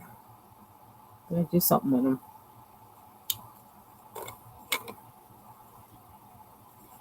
Probably should sharpen this pencil. But am I gonna? No. So if I go over the line or something, just call me hard-headed. Just tell me, see, that's what you get. You're supposed to sharpen it.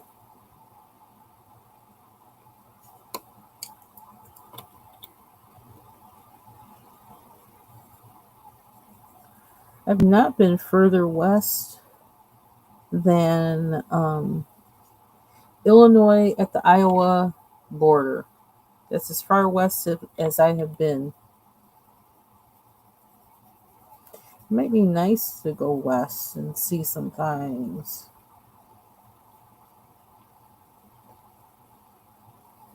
But I am such a northeast gal, it ain't funny.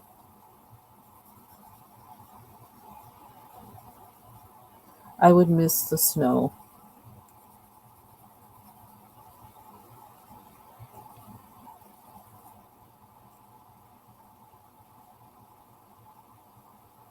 I can't even imagine what my hair would do in like Arizona.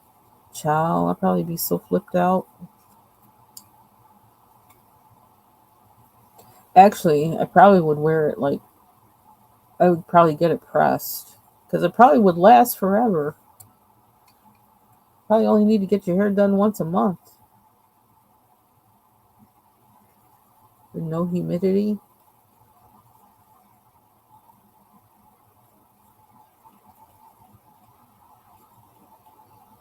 I just wear a silk press. But you know, I don't like my hair straight though because I feel like I look like a pinhead.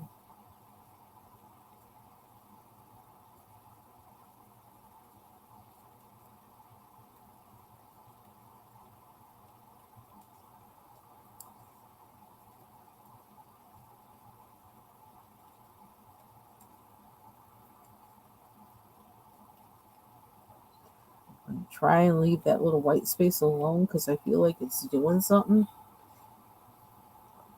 Let's see if I can not forget and color that in. That's happened. Those are dark enough. What's this one? Tuscan red. Oh, this really needs a point. But I'm going to tempt fate. He might have tempted it a little too much, but I gotta go put that chicken in the fridge because I don't think I'm seasoning it tonight. Don't look that way. I might start early tomorrow morning and do all that. Yeah. Is it flake? What is that?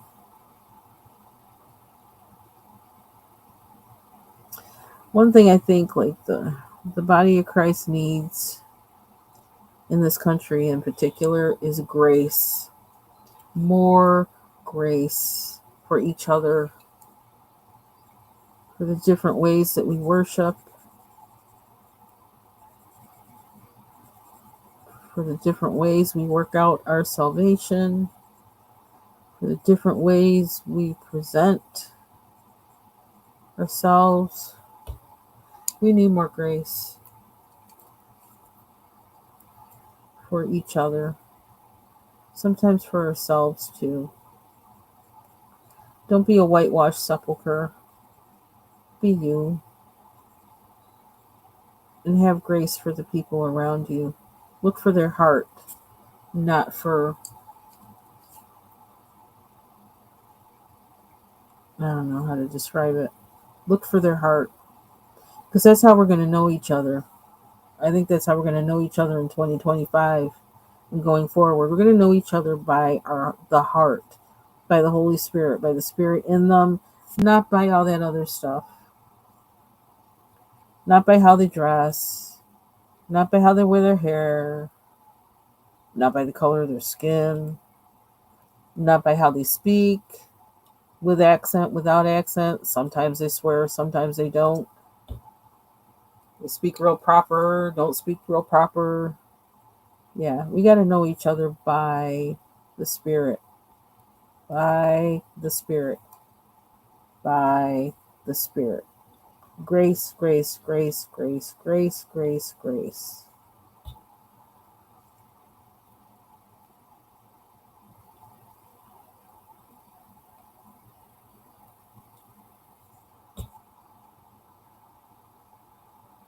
And sometimes that grace will cause you to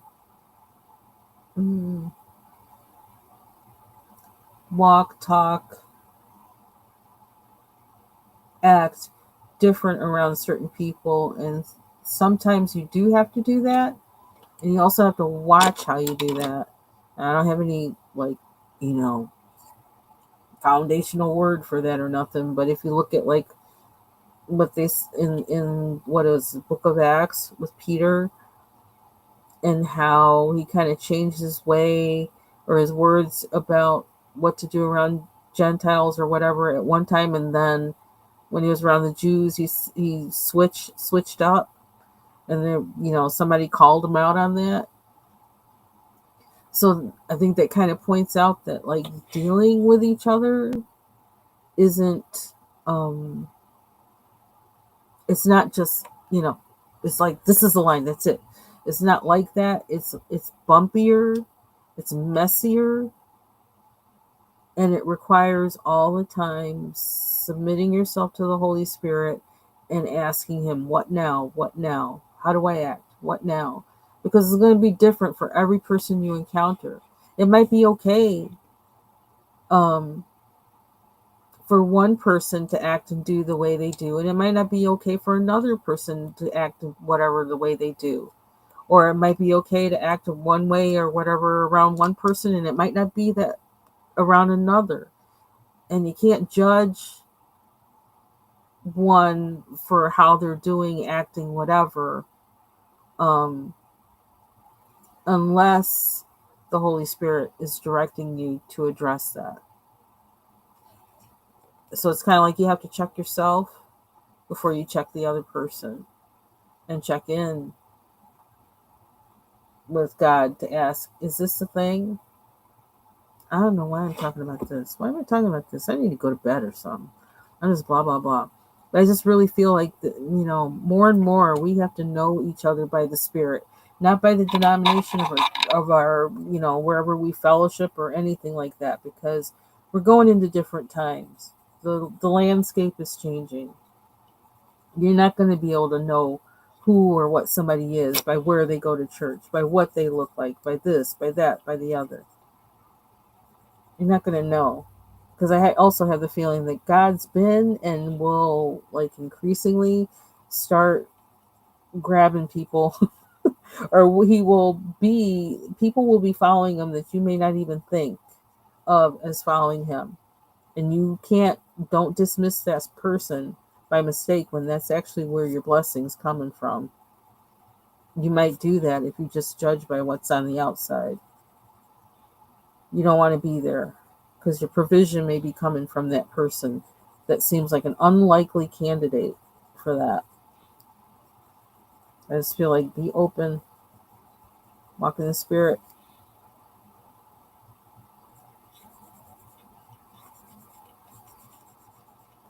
Child, I'm just talking way too much. I don't even like to talk. You know that? I guess I was ready tonight. Oh, there's another one. More pink. Let's just finish up the pink and then I'm going to go. Because I don't want to... I may not remember what I colored these with if I don't finish that tonight. So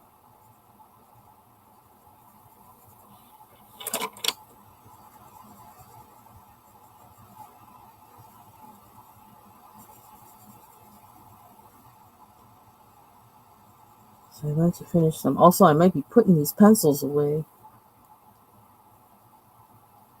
There's hope. There's always hope that I'll put my pencils away.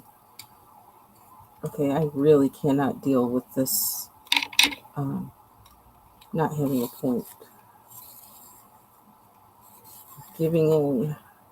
I need a little bit more.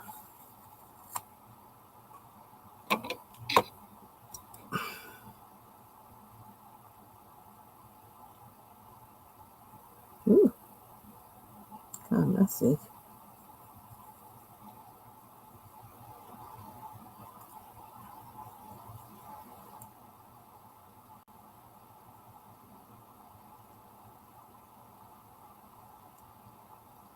Really is amazing. I've been talking so much tonight. I'm letting it all hang out.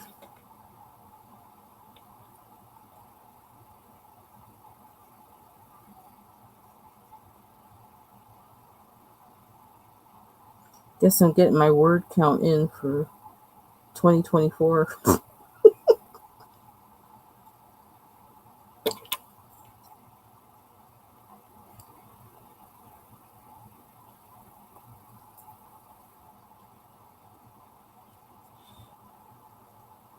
Okay, I'm happy with that.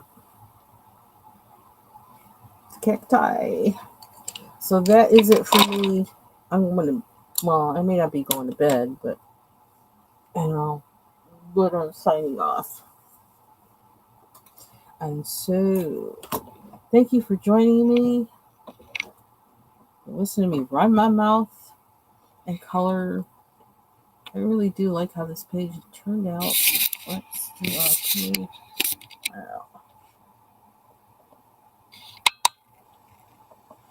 That's where we are. A little more left to do, but that was 3 hours.